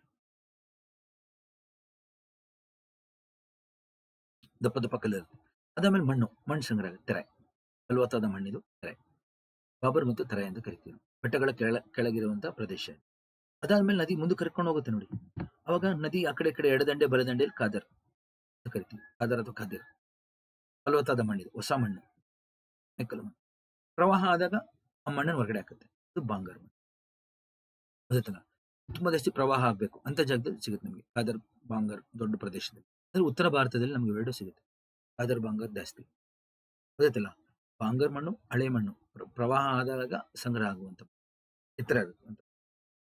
ಕಾದರ್ ಹೊಸ ಮಣ್ಣು. ಗೊತ್ತಾಯ್ತಲ್ಲ ಎಲ್ಲರಿಗೂ, ತುಂಬಾ ಸಿಂಪಲ್ ಚಿತ್ರದ ಮುಖಾಂತರ ಹೇಳ್ಬಿಟ್ಟಿದ್ದೀನಿ ನಾನು. ಬಾಬರ್ ತರಾಯಿ, ಕಾದರ್. ಗೊತ್ತಾಯ್ತಲ್ಲ, ಇಲ್ಲಿ ನೋಡಿ ಬಾಂಗರ್ ಭಾಗ ನೋಡಿ, ಇಷ್ಟು ದಪ್ಪ ದಪ್ಪ ಕಲ್ಲು ಬಂಡೆ. ಬಾಬರ್ ಪಟ್ಟಿ ನೋಡಿ, ಬಾಬರ್ ಇದನ್ನ ತೋರಿಸ್ತಾ ಇದ್ದೀನಿ ನಾನು. ಬಾಬರ್ ಪಟ್ಟಿ ನೋಡಿ ಹೆಂಗಿದೆ, ದೊಡ್ಡ ದೊಡ್ಡ ದೊಡ್ಡ ಕಲ್ಲು. ಬೆಟ್ಟದಿಂದ ಬಂದಿದೆ ನೀರು, ಇವು ನಿಧಾನಕ್ಕೆ ಈ ಭಾಗದಲ್ಲಿ ಹೋಗ್ತವೆ, ಕಲ್ಲೆಲ್ಲ ಸಂಗ್ರಹ ಆಗಿದೆ ಬಾಬರ್. ಇದು ನೋಡಿ ತರಾಯಿ ಭಾಗ, ಆ ಕಡೆ ಈ ಕಡೆ ಮಣ್ಣು ಸಂಚನಾಗಿ ಯಾವ್ದು ರೀತಿ ಕಾಣುತ್ತೆ ನೋಡಿ. ಬಾಬರ್ ಮತ್ತು ತರಾಯಿ ಭಾಗದಲ್ಲಿ ಗಿಡಗಳು ಜಾಸ್ತಿ, ಮರಗಳು ಜಾಸ್ತಿ. ಯಾಕೆಂದ್ರೆ ಫಲವತ್ತಾದ ಮಣ್ಣಲ್ವಾ ತೆರೆನಲ್ಲಿ ಚೆನ್ನಾಗಿ ಗಿಡಗಳು ಬೆಳೆಯುತ್ತೆ. ಅದಕ್ಕೆ ಇದನ್ನು ತರಾಯಿ ಕಾಡು ಅಂತ ಕರೀತೀನಿ, ತರಾಯಿ ಫಾರೆಸ್ಟ್. ಬೆಟ್ಟಗಳ ಕೆಳಗಡೆ ಇರುತ್ತೆ, ಬೆಟ್ಟಗಳ ಕೆಳಗಡೆ ನೋಡಿ ಹೆಂಗ್ ಕಾಣುತ್ತೆ, ಹುಲ್ಲು ಇರುತ್ತೆ, ಕಾಡು ಇರುತ್ತೆ. ಇದು ತರಾಯಿ ಪ್ರದೇಶ. ಬಾಬರ್ ಕೆಳಗಡೆ ತೆರೆ ನೋಡಿ, ಹಿಂಗ್ ಕಾಣುತ್ತೆ ಬಾಬರ್ ತೆರೆ. ಬಾಬರ್ ಏನಿದೆ, ಬರೀ ಕಲ್ಲಿನ ರಾಶಿ. ನೀರು ಇದ್ರ ಮಧ್ಯೆ ಮರೆ ಆಗೋಗುತ್ತೆ, ಕಲ್ಲು ಮಧ್ಯೆ ಮರೆ ಆಗುತ್ತೆ, ಅದು ಮೇಲ್ಗಡೆ ಬರುತ್ತೆ ಇಲ್ಲಿ, ಅದು ತೆರೆ. ಇಲ್ಲಿ ಮೇಲ್ ಬಂದಾಗ ನೋಡಿ, ಇಲ್ಲೆಲ್ಲ ಹುಲ್ಲು ಗಿಡಗಳೆಲ್ಲ ಚೆನ್ನಾಗಿ ಬೆಳೆಯುತ್ತೆ, ಅದನ್ನ ನಾವು ತರಾಯಿ ಅಂತ ಕರಿತೀವಿ, ತರಾಯಿ ಮಣ್ಣು. ಇದು ಭಾರತದಲ್ಲಿ ಎಲ್ಲಿದೆ, ಹಿಮಾಲಯ ಬೆಟ್ಟಗಳ ಕೆಳಗಡೆ ಸತತವಾಗಿ ಬಾಬರ್ ತರಾಯಿ ಪಟ್ಟಿ ಶಿವಾಲಿಕ್ ಸ್ವರ್ಗೂ ಬರುತ್ತೆ, ಇಲ್ಲಿ ನೇಪಾಳವರೆಗೂ. ಅದಾದ್ಮೇಲಿಂದ ನಾರ್ತ್ ಈಸ್ಟ್ ಅಲ್ಲಿ ಎಲ್ಲಿ ನದಿಗಳು ಬರ್ತಾವಲ್ಲ, ಅಲ್ಲಿ ಮಾತ್ರ ನದಿಗಳು ಇಲ್ಲಿ ಕಮ್ಮಿ ಆಗಿ ಹೋಗ್ತವೆ. ಅವಾಗ ಎಲ್ಲಿ ನದಿಗಳಿದೆ ಅಲ್ಲಿ ಮಾತ್ರ ಇರುತ್ತೆ. ಅದನ್ನ ದ್ವಾರ್ಸ್ ಅಂತ ಕರಿತೀವಿ. ದ್ವಾರ ಅಂದ್ರೆ ದರ್ವಾಜ, ಡೋರ್ ಅಂತ, ದ್ವಾರ ಎಂಟ್ರೆನ್ಸ್ ಅಂತ. ಎಲ್ಲಿ ನದಿಗಳು ಮೈದಾನಕ್ಕೆ ಬರ್ತವೆ ಅಲ್ಲಿ ಮಾತ್ರ ಈ ತರ ಕಲ್ಲಿನ ಮಣ್ಣಿನ ರಾಶಿ. ನಾವು ಕೇಳ್ಕೊಳ್ಳಿ ಸ್ನೇಹಿತರೆ, ತರಾಯಿನಲ್ಲಿ ತುಂಬಾ ಜಾಸ್ತಿ ಕಾಡಿದೆ, ಹುಲ್ಲು ಇದೆ, ಜೀವಿಗಳಿದಾವೆ. ಅದನ್ನ ನಾವು ತೆರಾಯಿ ಫಾರೆಸ್ಟ್ ಅಂತ ಕರೆಯೋದು. ಮತ್ತೆ ಜೀವಿಗಳು, ವೈಲ್ಡ್ ಲೈಫ್ ಜಾಸ್ತಿ ತೆರಾಯಿನಲ್ಲಿ. ಅದೇ ಇವತ್ತಿನ ದಿವಸ ನಮ್ಮ ಜಿಮ್ ಕಾರ್ಬೆಟ್ ಆಗಿರ್ಬೋದು, ಕಾಜಿರಂಗ ಆಗಿರ್ಬೋದು, ಕರೆಕ್ಟಾ, ಇವೆಲ್ಲ ಮುಖ್ಯ. ಫಿಲಿಬಿಟ್ ಟೈಗರ್ ರಿಸರ್ವ್ ಆಗಿರ್ಬೋದು, ಮಾನಸ್ ಆಗಿರ್ಬೋದು, ಇವೆಲ್ಲ ತೆರಾಯಿ ಫಾರೆಸ್ಟ್, ಉತ್ತರ ಭಾರತದಲ್ಲಿರುವಂತ ತೆರಾಯಿ ಭಾಗಗಳು. ಸೊ ಇಲ್ಲಿ ಇದನ್ನ ನಾವು ಮರಗಳನ್ನ ಕಡಿದು ಎಷ್ಟೊಂದು ಕಡೆ ಏನ್ ಮಾಡ್ತಾರೆ, ಕೃಷಿ ಮಾಡ್ತಾರೆ. ಯುಪಿನಲ್ಲಿ, ಬಿಹಾರಲ್ಲಿ ಏನ್ ಮಾಡಿದ್ರೆ, ಕಾಡೆಲ್ಲ ನಾಶ ಮಾಡಿ ಕೃಷಿ ತಗೊಂಡಿದ್ದಾರೆ. ಬಾಬರ್ ಪಟ್ಟಿ ಕಲ್ಲಲ್ವಾ, ಇಲ್ಲೇನು ಬೆಳೆಯಕ್ಕಾಗಲ್ಲ, ಗಿಡ ಮರಗಳು ಬೆಳಿಲ್ಲ. ಬಾಬರ್ ಹಂಗೆ ಕಲ್ಲಿನ ರಾಶಿ. ಅದ್ರ ಬಗ್ಗೆ ನೋಟ್ಸ್ ಇಲ್ಲಿ ಕೊಟ್ಟಿದೆ ನೋಡಿ. ನಾ ಇವಾಗ ಏನೇನು ಹೇಳಿದೆ, ಬಾಬರ್ ಮತ್ತು ತೆರಾಯಿ ಪ್ರದೇಶ ಅಂತೇಳಿ, ಅದ್ರ ಬಗ್ಗೆ ನೋಟ್ಸ್ ಇಲ್ಲಿದೆ. ಬಾಬರ್ ಪಟ್ಟಿ ಬೆಟ್ಟಗಳ ಕೆಳಗಡೆ 15 ಕಿಲೋಮೀಟರ್ ಕರೆಕ್ಟಾ? ಎಲ್ಲ ನದಿಗಳು ಜಮ್ಮುವಿನಲ್ಲಿ ಚೆನಾಬಿಂದ ಹಿಡಿದು ತೀರ್ಥದವರೆಗೂ ಸತತವಾಗಿರುತ್ತೆ. ಕಲ್ಲುಗಳು ರಾಶಿ. ಕಲ್ಲುಗಳ ಮಧ್ಯೆ ನೀರು ಮರೆಯಾಗುತ್ತೆ. Not suitable for agriculture. ನೋಡಿ, ಕೃಷಿಗೆ ಸೂಕ್ತವಲ್ಲ. ಎಲ್ಲ ಇಲ್ಲಿ ಬರ್ದಿದೆ ನೋಡಿ. ನೋಟ್ಸ್ ನಿಮ್ಗೆ. ತೆರೈ. ತೆರೈ ಅಂದ್ರೆ ಬಾಬರ್ಪಟ್ಟಿ ದಕ್ಷಿಣಕ್ಕಿರುತ್ತೆ. 5ರಿಂದ 20 ಕಿಲೋಮೀಟರ್ ಇರುತ್ತೆ ಇದು ಬಿಡ್ತು. ಬೆಟ್ಟ ಇರುತ್ತೆ. ತೇವಾಂಶ ಜಾಸ್ತಿ ಇರುತ್ತೆ. ಜಾಸ್ತಿ ಗಿಡಗಳು ಮರಗಳೆಲ್ಲ ಜಾಸ್ತಿ ಇರುತ್ತೆ. Very fertile. ಇದನ್ನೆಲ್ಲ ಕೃಷಿಗೆ ಬಳಸ್ತಾ ಇದ್ದಾರೆ ಜನ. ತೆರೆ ಮಣ್ಣು ಗೊತ್ತಾಯ್ತಲ್ಲ. ಸೊ ಇದನ್ನ ನೀವು ಗಮನ ಇಟ್ಟು ಓದ್ಕೊಳ್ಳಿ. ನಿಮ್ಗೆ ನೋಟ್ಸ್ ಕೂಡ ಇದೆ. ನೆಕ್ಸ್ಟ್ ನೋಡಿ, ಅಲುವಿಯಲ್ ಸಾಯಿಲ್. ಕಾದರ್, ಬಾಂಗಾರ್ ಹೇಳಿದ್ನಲ್ಲ. ಕಾದರ್ ಮಣ್ಣೇನಿರುತ್ತೆ, ನದಿ ಎಡದಂಡೆ ಬಲದಂಡೆಯಲ್ಲಿರುತ್ತೆ. ಎಡದಂಡೆ ಬಲದಂಡೆಯಲ್ಲಿ ಹೊಸ ಮಣ್ಣು, ನೀವು ಹೊಸ ಮೆಕ್ಕಲು, ಜೊತೆಗೆ ಫರ್ಟೈಲ್, ಫಲವತ್ತಾದ ಮಣ್ಣು. ಅದಕ್ಕೆ ಜನಗಳೆಲ್ಲ ಕೃಷಿ ಮಾಡೋದಕ್ಕೆ ನದಿ ಹತ್ರ ಬಂದ್ಬಿಡ್ತಾರೆ. ನದಿ ಹತ್ರನೇ ಬರ್ತಾರೆ. ಇದು ಪ್ರವಾಹ ಆದಾಗ ನದಿ ಏನ್ ಮಾಡುತ್ತೆ, ಹೊರಗಡೆ ಹಾಕುತ್ತೆ ಮಣ್ಣನ್ನು. ಪ್ರವಾಹ ಆದಾಗ ಇದು ಹಳೆ ಮಣ್ಣು, ಲೆಸ್ ಫರ್ಟೈಲ್, ಫಲವತ್ತತೆ ಕಮ್ಮಿ. ಉತ್ತರ ಭಾರತದಲ್ಲಿ ಪ್ರವಾಹ ಜಾಸ್ತಿ ಅಲ್ವಾ, ಲೈಕ್ ಅಸ್ಸಾಂ ಟು ಪಂಜಾಬ್. ಅದಕ್ಕೋಸ್ಕರ ನಮ್ಗೆ ಇಲ್ಲಿ ಜಾಸ್ತಿ ಅಲುವಿಯಲ್ ಸಾಯಿಲ್, ಮೆಕ್ಕಲು ಮಣ್ಣು. ಓಕೆ ಕೊಡಿ. ನೋಡಿ, ಮೆಕ್ಕಲು ಅಂದ್ರೆ ಅಲುವಿಯಂ, ಅದು ಸಂಗ್ರಹ ಆದಾಗ ಮೆಕ್ಕಲು ಮಣ್ಣು. 4 ತರ ಇದೆ: ತೆರಾಯ್, ಕಾದರ್, ಬಾಂಗಾರ್, ಮತ್ತು ಕೊನೆಗೆ ನದಿಗಳೆಲ್ಲ ಹೋಗುತ್ತೆ, ಸಮುದ್ರಕ್ಕೆ ಹೋಗುತ್ತೆ, ಅಲ್ಲಿ ಸಂಚಯನ ಮಾಡುತ್ತೆ. ಇದು ಕರಾವಳಿ ಮಣ್ಣು, ಕರಾವಳಿ ಮೆಕ್ಕಲು ಮಣ್ಣು. ನೋಡಿ, ತೆರಾಯಿ ಆಗಿರ್ಬೋದು, ಕಾದರ್ ಆಗಿರ್ಬೋದು, ಮತ್ತು ಕರಾವಳಿ ತೀರದಲ್ಲಿ ಆಗಿರೋ ಮಣ್ಣೆಲ್ಲ ಏನಾಗುತ್ತೆ, ನದಿಗಳು ಹಾಕಿದಾಗ ಅದು ಅವಾಗ ತಾನೇ ನದಿಗಳು ಸಂಚಯನ ಮಾಡಿರುತ್ತೆ, ಅದನ್ನೆಲ್ಲ ಡಿಸ್ಟರ್ಬ್ ಆಗ್ತಾ ಇರುತ್ತೆ. ಕರಾವಳಿ ತೀರದಲ್ಲಿ ಅಲೆಗಳಿಂದ ಡಿಸ್ಟರ್ಬ್ ಆಗ್ತಾ ಇರುತ್ತೆ ಅದು ಮಣ್ಣು, ಗೊತ್ತಾಯ್ತಲ್ಲ.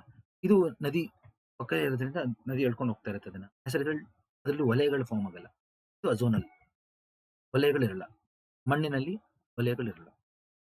ಆದ್ರೆ ಬಾಂಗರ್ ತುಂಬಾ ವರ್ಷಗಳಿಂದ ಪ್ರವಾಹ ಆದಾಗ ಹಾಕಿರುತ್ತೆ ಹೊರಗಡೆ, ಅದರಲ್ಲಿ ವಲಯಗಳು ಫಾರ್ಮ್ ಆಗಿರುತ್ತೆ. ಟೈಮ್ ಸಿಕ್ಕಿರುತ್ತೆ ಇದಕ್ಕೆ, ಗೊತ್ತಾಯ್ತಲ್ಲ. ಇದಕ್ಕೆ ಟೈಮ್ ಸಿಕ್ಕಿರುತ್ತೆ, ಇಲ್ಲಿ ಇದಕ್ಕೆ ಟೈಮ್ ಸಿಕ್ಕಿರಲ್ಲ ಯಾವುದಕ್ಕೂ. ಆಸ್ ಎ ರಿಸಲ್ಟ್ ಇವುಗಳಲ್ಲಿ ವಲಯಗಳು ಅಭಿವೃದ್ಧಿ ಆಗಲ್ಲ, ಗೊತ್ತಾಯ್ತಲ್ಲ. ಆದ್ರೆ ಬಾಂಗಾರ್ ಮಣ್ಣಲ್ಲಿ ನಮಗೆ ವಲಯಗಳು ಸಿಗುತ್ತೆ, ಟೈಮ್.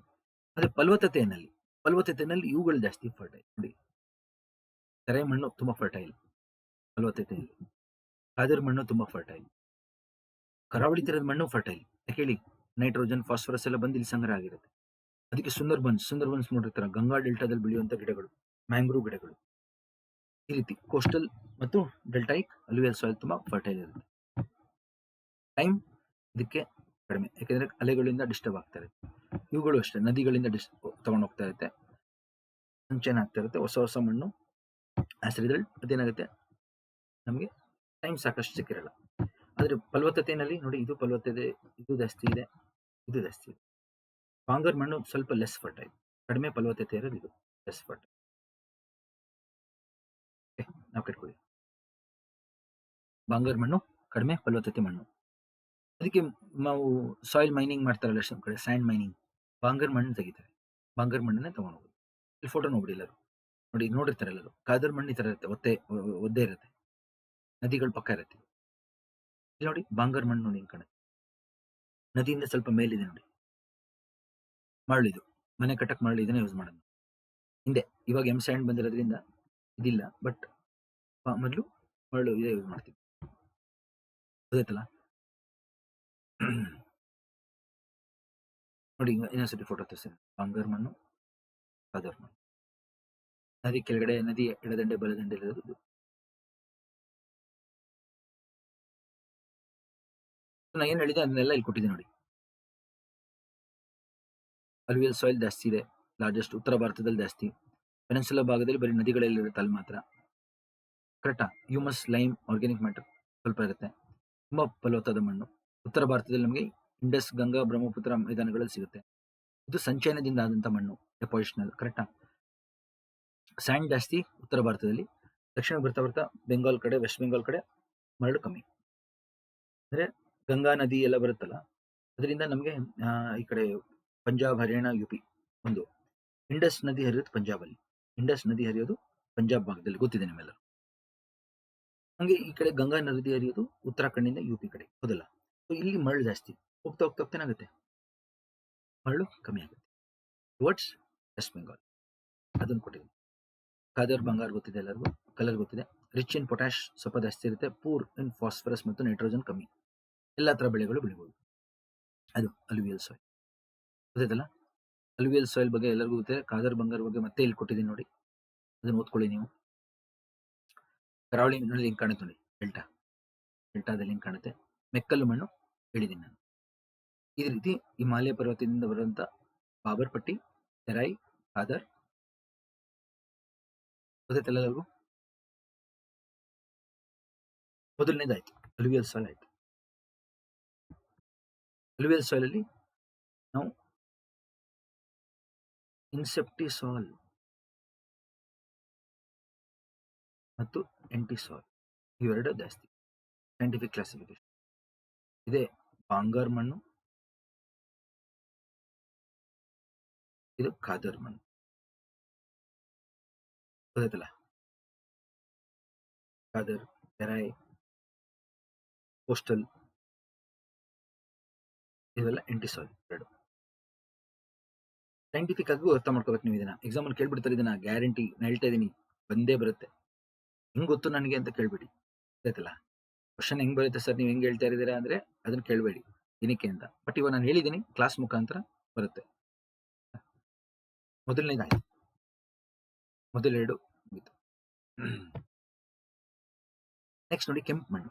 ಕೆಂಪು ಮಣ್ಣು ನಮ್ಮ ಪೆನಿನ್ಸುಲರ್ ಭಾಗ, ಪರ್ಯಾಯ ಪ್ರಸ್ಥಭೂಮಿ ಭಾಗದಲ್ಲಿ ಸಿಗದೆ ಇದು ಜಾಸ್ತಿ. ಪೆನಿನ್ಸುಲರ್ ಪ್ಲಾಟು ದಕ್ಷಿಣ ಭಾರತದ ಅತಿ ಹೆಚ್ಚಿರಿದಿದೆ. ನಮ್ಮ ಕರ್ನಾಟಕ ಅತಿ ಹೆಚ್ಚು ಮಣ್ಣು ಇರುತ್ತದೆ, ಗೊತ್ತಾಯ್ತಲ್ಲ? ಪೆನಿನ್ಸುಲರ್ ಪ್ಲಾಟೂದಲ್ಲಿ ಇಗ್ನಿಯಸ್ ಮತ್ತು ಮೆಟಮಾರ್ಫಿಕ್ ರಾಕ್ ಜಾಸ್ತಿ, ಗೊತ್ತಾಯ್ತಲ್ಲ ಎಲ್ಲರಿಗೂ? ಅಗ್ನಿಶಿಲೆಗಳು ಜಾಸ್ತಿ, ರೂಪಾಂತರ ಶಿಲೆಗಳು ಜಾಸ್ತಿ ನಮ್ಮ ಪೆನಿನ್ಸುಲರ್ ಭಾಗದಲ್ಲಿ. ನಾನು ಮೊನ್ನೆ ಶಿಲೆಗಳ ಬಗ್ಗೆ ಮಾಡಿದ್ದೀನಿ, ಅಲ್ಲಿ ಓದ್ಕೊಳ್ಳಿ ಇದನ್ನ. ಶಿಲೆಗಳ ಬಗ್ಗೆ ಇಗ್ನಿಯಸ್ ಮತ್ತು ಮೆಟಮಾರ್ಫಿಕ್ ಜಾಸ್ತಿಯಲ್ಲಿ ಪೆನಿನ್ಸುಲರ್ ಭಾಗದಲ್ಲಿ. ಇದರಲ್ಲಿ ಏನ್ ಜಾಸ್ತಿ ಇರುತ್ತೆ? ಐರನ್ ಇರುತ್ತೆ. ಐರನ್ ಏನಾಗುತ್ತೆ? ಗಾಳಿ ಜೊತೆಗೆ ಸಂಪರ್ಕಕ್ಕೆ ಬರುತ್ತೆ, ಆಕ್ಸಿಜನ್ ಜೊತೆಗೆ. ಅವಾಗ ಏನಾಗುತ್ತೆ? ಅದು ಆಕ್ಸಿಡೇಷನ್ ಆಗುತ್ತೆ. ಆಕ್ಸಿಡೇಷನ್ ಆದಾಗ ನಮಗೆ ಏನಾಗುತ್ತೆ? ಫೆರಿಕ್ ಆಕ್ಸೈಡ್ ಆಗುತ್ತೆ, ಗೊತ್ತಾಯ್ತಲ್ಲ? ಫೆರಿಕ್ ಆಕ್ಸೈಡ್ ಅಂತ ಕರಿತೀವಿ, ರೆಡ್ ಆಕ್ಸೈಡ್ ಅಂತ ಕರಿತೀವಿ. ಅದಕ್ಕೆ ಮಣ್ಣಿನ ಬಣ್ಣ ಕೆಂಪಗಾಗುತ್ತೆ ನೋಡಿ, ಅದು ಕಾಣ್ತಾ ಇದೆ. ಇದರಲ್ಲಿ 3 ತರ: ರೆಡ್ ಸ್ಯಾಂಡಿ, ಮರಳು ಜಾಸ್ತಿ ಇದ್ರೆ; red loamy, sand, silt, clay 3 ಇದ್ರೆ; ರೆಡ್ ಅಂಡ್ ಎಲ್ಲೋ, ಇದೇ ಲಾರ್ಜೆಸ್ಟ್ ಇಂಡಿಯಾದಲ್ಲಿ. ಸೌತ್ ಇಂಡಿಯಾದಲ್ಲಿ ಲಾರ್ಜೆಸ್ಟ್ ಇದು. South India's largest, Karnataka's largest soil ಮತ್ತು ದಕ್ಷಿಣ ಭಾರತದಲ್ಲಿ ಜಾಸ್ತಿ ಸಿಗುತ್ತೆ. ಇಂಡಿಯಾದಲ್ಲಿ ಸೆಕೆಂಡ್ ಸ್ಥಾನಕ್ಕೆ ಬರುತ್ತೆ. ಅಲುವಿಯಲ್ ಸಾಯಿಲ್ ಆದ್ಮೇಲೆ 2ನೇ ಸ್ಥಾನಕ್ಕೆ ರೆಡ್ ಸಾಯಿಲ್. ಗೊತ್ತಾಯ್ತಲ್ಲ? ಇಲ್ಲಿ ನೋಡಿ ಸ್ವಲ್ಪ ಮಾಯಿಶ್ಚರ್ ಹೋಲ್ಡಿಂಗ್ ಕೆಪಾಸಿಟಿ ಕಡಿಮೆ ಇರುತ್ತೆ, ಯಾಕೆಂದ್ರೆ ಸ್ಯಾಂಡ್ ಜಾಸ್ತಿ ಇರೋದ್ರಿಂದ. ಹಂಗೆ ನೋಡಿ lime, phosphate, manganese, nitrogen, humus, potash are not present, ಅಂದ್ರೆ ಗೊಬ್ಬರ ಹಾಕ್ಬೇಕಾಗುತ್ತೆ ಚೆನ್ನಾಗಿ. ಈ 3 ಸಾಯಿಲ್ ಜಾಸ್ತಿ ಇರೋದು, ಜೊತೆಗೆ 3 ಒಟ್ಟಿಗೆ ಅದನ್ನ ಒಟ್ಟಿಗೆ ಗ್ರೂಪ್ ಅಲ್ಲಿ ಅದನ್ನ ಆಮ್ನಿಬಸ್ ಅಂತ. ಆಮ್ನಿ ಅಂದ್ರೆ ಏನು? ಎಲ್ಲ, ಆಲ್. ಆಮ್ನಿಬಸ್ ಅಂದ್ರೆ 3 ಒಟ್ಟಿಗೆ ಜಾಸ್ತಿ ಇರೋದ್ರಿಂದ ಆಮ್ನಿಬಸ್ ಅಂತ ಕರೀತಾರೆ. ಎಕ್ಸಾಂಪಲ್ ಕೇಳ್ತಾರೆ, ಯಾವ ಮಣ್ಣುಗಳನ್ನ ಆಮ್ನಿಬಸ್ ಗ್ರೂಪ್ ಅಂತ ಸೇರಿಸ್ತೀವಿ ಅಂದ್ರೆ ಕೆಂಪು ಮಣ್ಣು. ಕೆಂಪು ಮಣ್ಣಲ್ಲಿ ನೋಡಿ ಭಾರತದಲ್ಲಿ ದಕ್ಷಿಣ ಭಾಗದಲ್ಲಿ ನೋಡಿ ಒಂದ್ಸತಿ ಕಾನ್ಸೆಪ್ಟ್ ಅರ್ಥ ಆಗೋದ್ರೆ ಬೇಗ ಮುಗಿಸ್ಬೋದು ಎಲ್ಲ.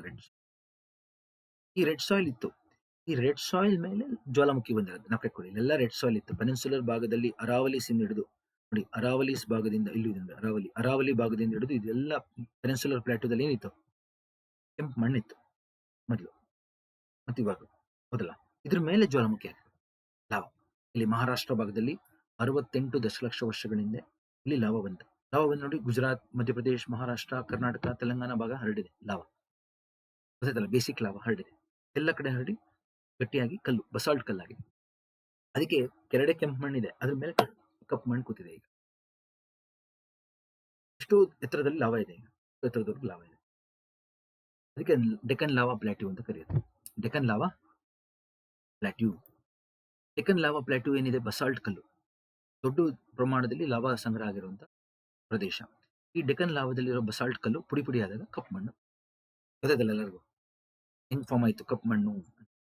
ಇದು ಕಲ್ಲು ಕೊಟ್ಟಿದ್ದೀನಿ ನೋಡಿ, ಫೋಟೋ. ಸಾಲ್ಟ್ ಕಲ್ಲಿದು ಉತ್ತರ ಕರ್ನಾಟಕದಲ್ಲಿ ನೋಡಿಬೇಕಾದ್ರೆ ಗೊತ್ತಿರುತ್ತೆ. ಅದು ಪುಡಿ ಆದ್ರೆ ಹಿಂಗ್ ಕಾಣುತ್ತೆ, ಒದ್ದೆ ಆದ್ರೆ ಹಿಂಗಿರುತ್ತೆ, ವೆಟ್. ಒಣಗಿದ್ರೆ ನಂತರ, ನಾನು ಹಿಂದೆ ಇದೆ ನೋಡಿ, ನಾನು ಹಿಂದೆ ಇದೆ, ಹಿಂಗಾಗುತ್ತೆ ವೆಟ್ ಡ್ರೈ, ಗೊತ್ತಿಲ್ಲ ಎಲ್ಲರಿಗೂ? ಸೊ ಇದು ಕ್ಲೇ ಜಾಸ್ತಿ, ಇದರಲ್ಲಿ ಕ್ಲೇ ರಿಚ್ ಸಾಯಿಲ್ ಅಂದ್ರೆ ತೇವಾಂಶ ಜಾಸ್ತಿ ಹಿಡಿಯುತ್ತೆ, ಬೇಗ ಸೋಸುವಿಕೆ ಕಮ್ಮಿ. ಅದಕ್ಕೆ ಇದು ಇಂಟ್ರಾಝೋನಲ್, ಗೊತ್ತಾಯ್ತಲ್ಲ? ಬ್ಲ್ಯಾಕ್ ಸಾಯಿಲ್ ಇಸ್ ಇಂಟ್ರಾಝೋನಲ್, ತೇವಾಂಶ ಹಿಡಿಯೋ ಶಕ್ತಿ ಜಾಸ್ತಿ, ನೀರು ಒಳಗೆ ಹೋಗಲ್ಲ.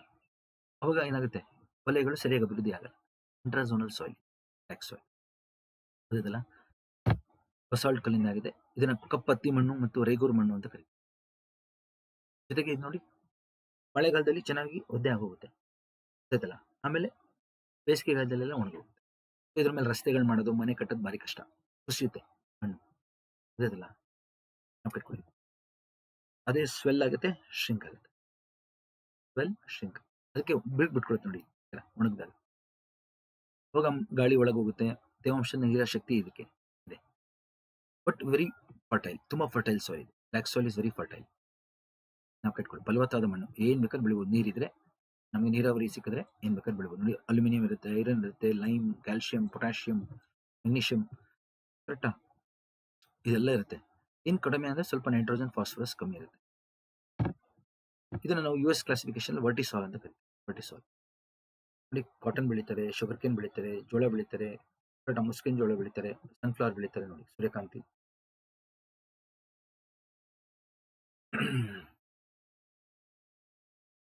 ಅಂತ ನೋಡಿ, ನಾವು ಕಟ್ಕೊಳ್ಳಿದ್ವಿ ವರ್ಟಿಸಾಲ್. ಬ್ಲ್ಯಾಕ್ ಸಾಯಿಲ್ ಗೊತ್ತಾಯ್ತಲ್ಲ ಎಲ್ಲರಿಗೂ, ಕೆಂಪು ಮಣ್ಣು ಮೇಲೆ ನಮಗೆ ಬಸಾಲ್ಟ್ ರಾಕ್ ಕೂತಿರೋದು. ಅದಕ್ಕೆ ನಮಗೆ ಬ್ಲ್ಯಾಕ್ ಸಾಯಿಲ್ ನಮಗೆ ಈ ಪ್ರದೇಶದಲ್ಲಿ ಸಿಗುತ್ತೆ. ಅಂದ್ರೆ ಏನರ್ಥ, ಈ ಬ್ಲ್ಯಾಕ್ ಸಾಯಿಲ್ ಎಡ್ಜ್ ಅಲ್ಲಿ ಏನಿದೆ ರೆಡ್ ಸಾಯಿಲ್ ಜೊತೆ ಮಿಕ್ಸ್ ಆಗುತ್ತೆ ಅಂತ. ನೋಡಿ, ಇವೆರಡು ಜಾಗದಲ್ಲಿ ಮಿಕ್ಸ್ ಆಗ್ತಿದೆ ನೋಡಿ, ರೆಡ್ ಬ್ಲ್ಯಾಕ್ ಮಿಕ್ಸ್ ಆಗುತ್ತೆ, ಅಂದ್ರೆ ಮಿಕ್ಸ್ ರೆಡ್ ಅಂಡ್ ಬ್ಲ್ಯಾಕ್ ಅಂತ. ನೀವು ಕರ್ನಾಟಕಕ್ಕೆ ಉತ್ತರ ಕರ್ನಾಟಕಕ್ಕೆ ಹೋಗ್ರಪ್ಪ, ಉತ್ತರ ಕರ್ನಾಟಕದಲ್ಲಿ ನಮಗೆ ಕಪ್ಪು ಮಣ್ಣಲ್ವಾ. ಸ್ವಲ್ಪ ಕೆಡ ಬನ್ನಿ, ಮಿಕ್ಸ್ ರೆಡ್ ಅಂಡ್ ಬ್ಲ್ಯಾಕ್ ಸಿಗುತ್ತೆ. ಧಾರವಾಡ ಕಡೆ ಎಲ್ಲ ಇನ್ನೂ ಕೆಡ ಬನ್ನಿ, ರೆಡ್ ಸಾಯಿಲ್ ಸಿಗುತ್ತೆ. ಗೊತ್ತಲ್ಲ. ಬೆಳಗಾಂ ಭಾಗದಲ್ಲಿ ನೋಡಿ, ಬೆಳಗಾಂ ಬಾಗಲಕೋಟೆ ಭಾಗ ನೋಡಿ, ಫುಲ್ ಕಪ್ಪು ಮಣ್ಣು. ಕೆಳ ಬನ್ನಿ, ಮಿಕ್ಸ್ ರೆಡ್ ಅಂಡ್ ಬ್ಲ್ಯಾಕ್. ಇನ್ನು ಕೆಳ ಬನ್ನಿ, ರೆಡ್ ಸಾಯಿಲ್. ದಕ್ಷಿಣ ಕರ್ನಾಟಕದ ಕಡೆಗೆ ಈ ರೀತಿ ನಾವು ಕರ್ನಾಟಕದ ಮಣ್ಣು ಸಪರೇಟ್ ಆಗಿ ಹೇಳ್ಕೊಡ್ತೀನಿ. ಇವಾಗ ಫಸ್ಟ್ ಭಾರತದಲ್ಲಿ ನೋಡಿ, ಬ್ಲ್ಯಾಕ್ ಸಾಯಿಲ್ಗೆ ಇಂಟ್ರಾಝೋನಲ್ ಪಟ್ಟಿನಲ್ಲಿ ಸೇರಿಸಿ ನೋಡಿ. ಬ್ಲ್ಯಾಕ್ ಸಾಯಿಲ್, ಬ್ಲ್ಯಾಕ್ ಸಾಯಿಲ್ ಇಲ್ಲಿದೆ ಇಂಟ್ರಾಝೋನಲ್ ಪಟ್ಟಿನಲ್ಲಿ. ಕಲರ್ ನೋಡಿ, ಈ ಕಲರ್ನ ನೀವು ಮ್ಯಾಚ್ ಮಾಡ್ಬೇಕಿಲ್ಲಿ.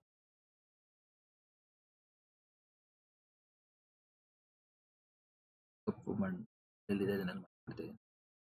ಅಂದ್ರೆ ರೆಡ್ ಸಾಯಿಲ್ ಮೇಲೆ ಇದು ಕೂತಿರೋದ್ರಿಂದ ನಿಮಗೆ ಗೊತ್ತಾಗುತ್ತೆ.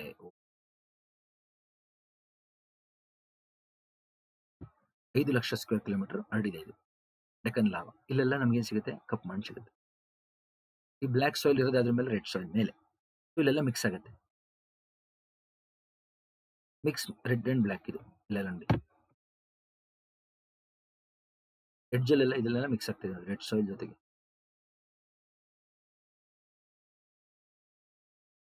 ಇದೆಲ್ಲ mix red and black, mix red and black ಸಿಗುತ್ತೆ. ಅದಕ್ಕೆ ಹೇಳಿದೆ, ಕರ್ನಾಟಕದಲ್ಲಿ ಉತ್ತರದಲ್ಲಿ ಬ್ಲ್ಯಾಕ್, ಕರುನಾಡು ಕರ್ನಾಟಕ ಅದೆಲ್ಲ ಬ್ಲ್ಯಾಕ್ ಸಾಯಿಲ್ ಇಂದ ಬಂದಿದೆ ಹೆಸರು. ಇಲ್ಲಿ ಮಿಕ್ಸ್ ರೆಡ್ ಅಂಡ್ ಬ್ಲ್ಯಾಕ್. ಈ ಭಾಗದಲ್ಲಿ ಸ್ವಲ್ಪ ಕೆಳಗಡೆ ಬರ್ತಿದೆ ನೋಡಿ, ಎಲ್ಲ ಕ್ರಾಸ್ ಮಾಡ್ತಾ ಇದೆ ನೋಡಿ, ಎಲ್ಲ ಮಿಕ್ಸ್ ರೆಡ್ ಅಂಡ್ ಬ್ಲ್ಯಾಕ್. ಸ್ವಲ್ಪ ಇದೆ ಟಾಪಿಕ್, ಸ್ವಲ್ಪ ಟೆಕ್ನಿಕಲ್ ಆಗಿದೆ ಅಷ್ಟೇ.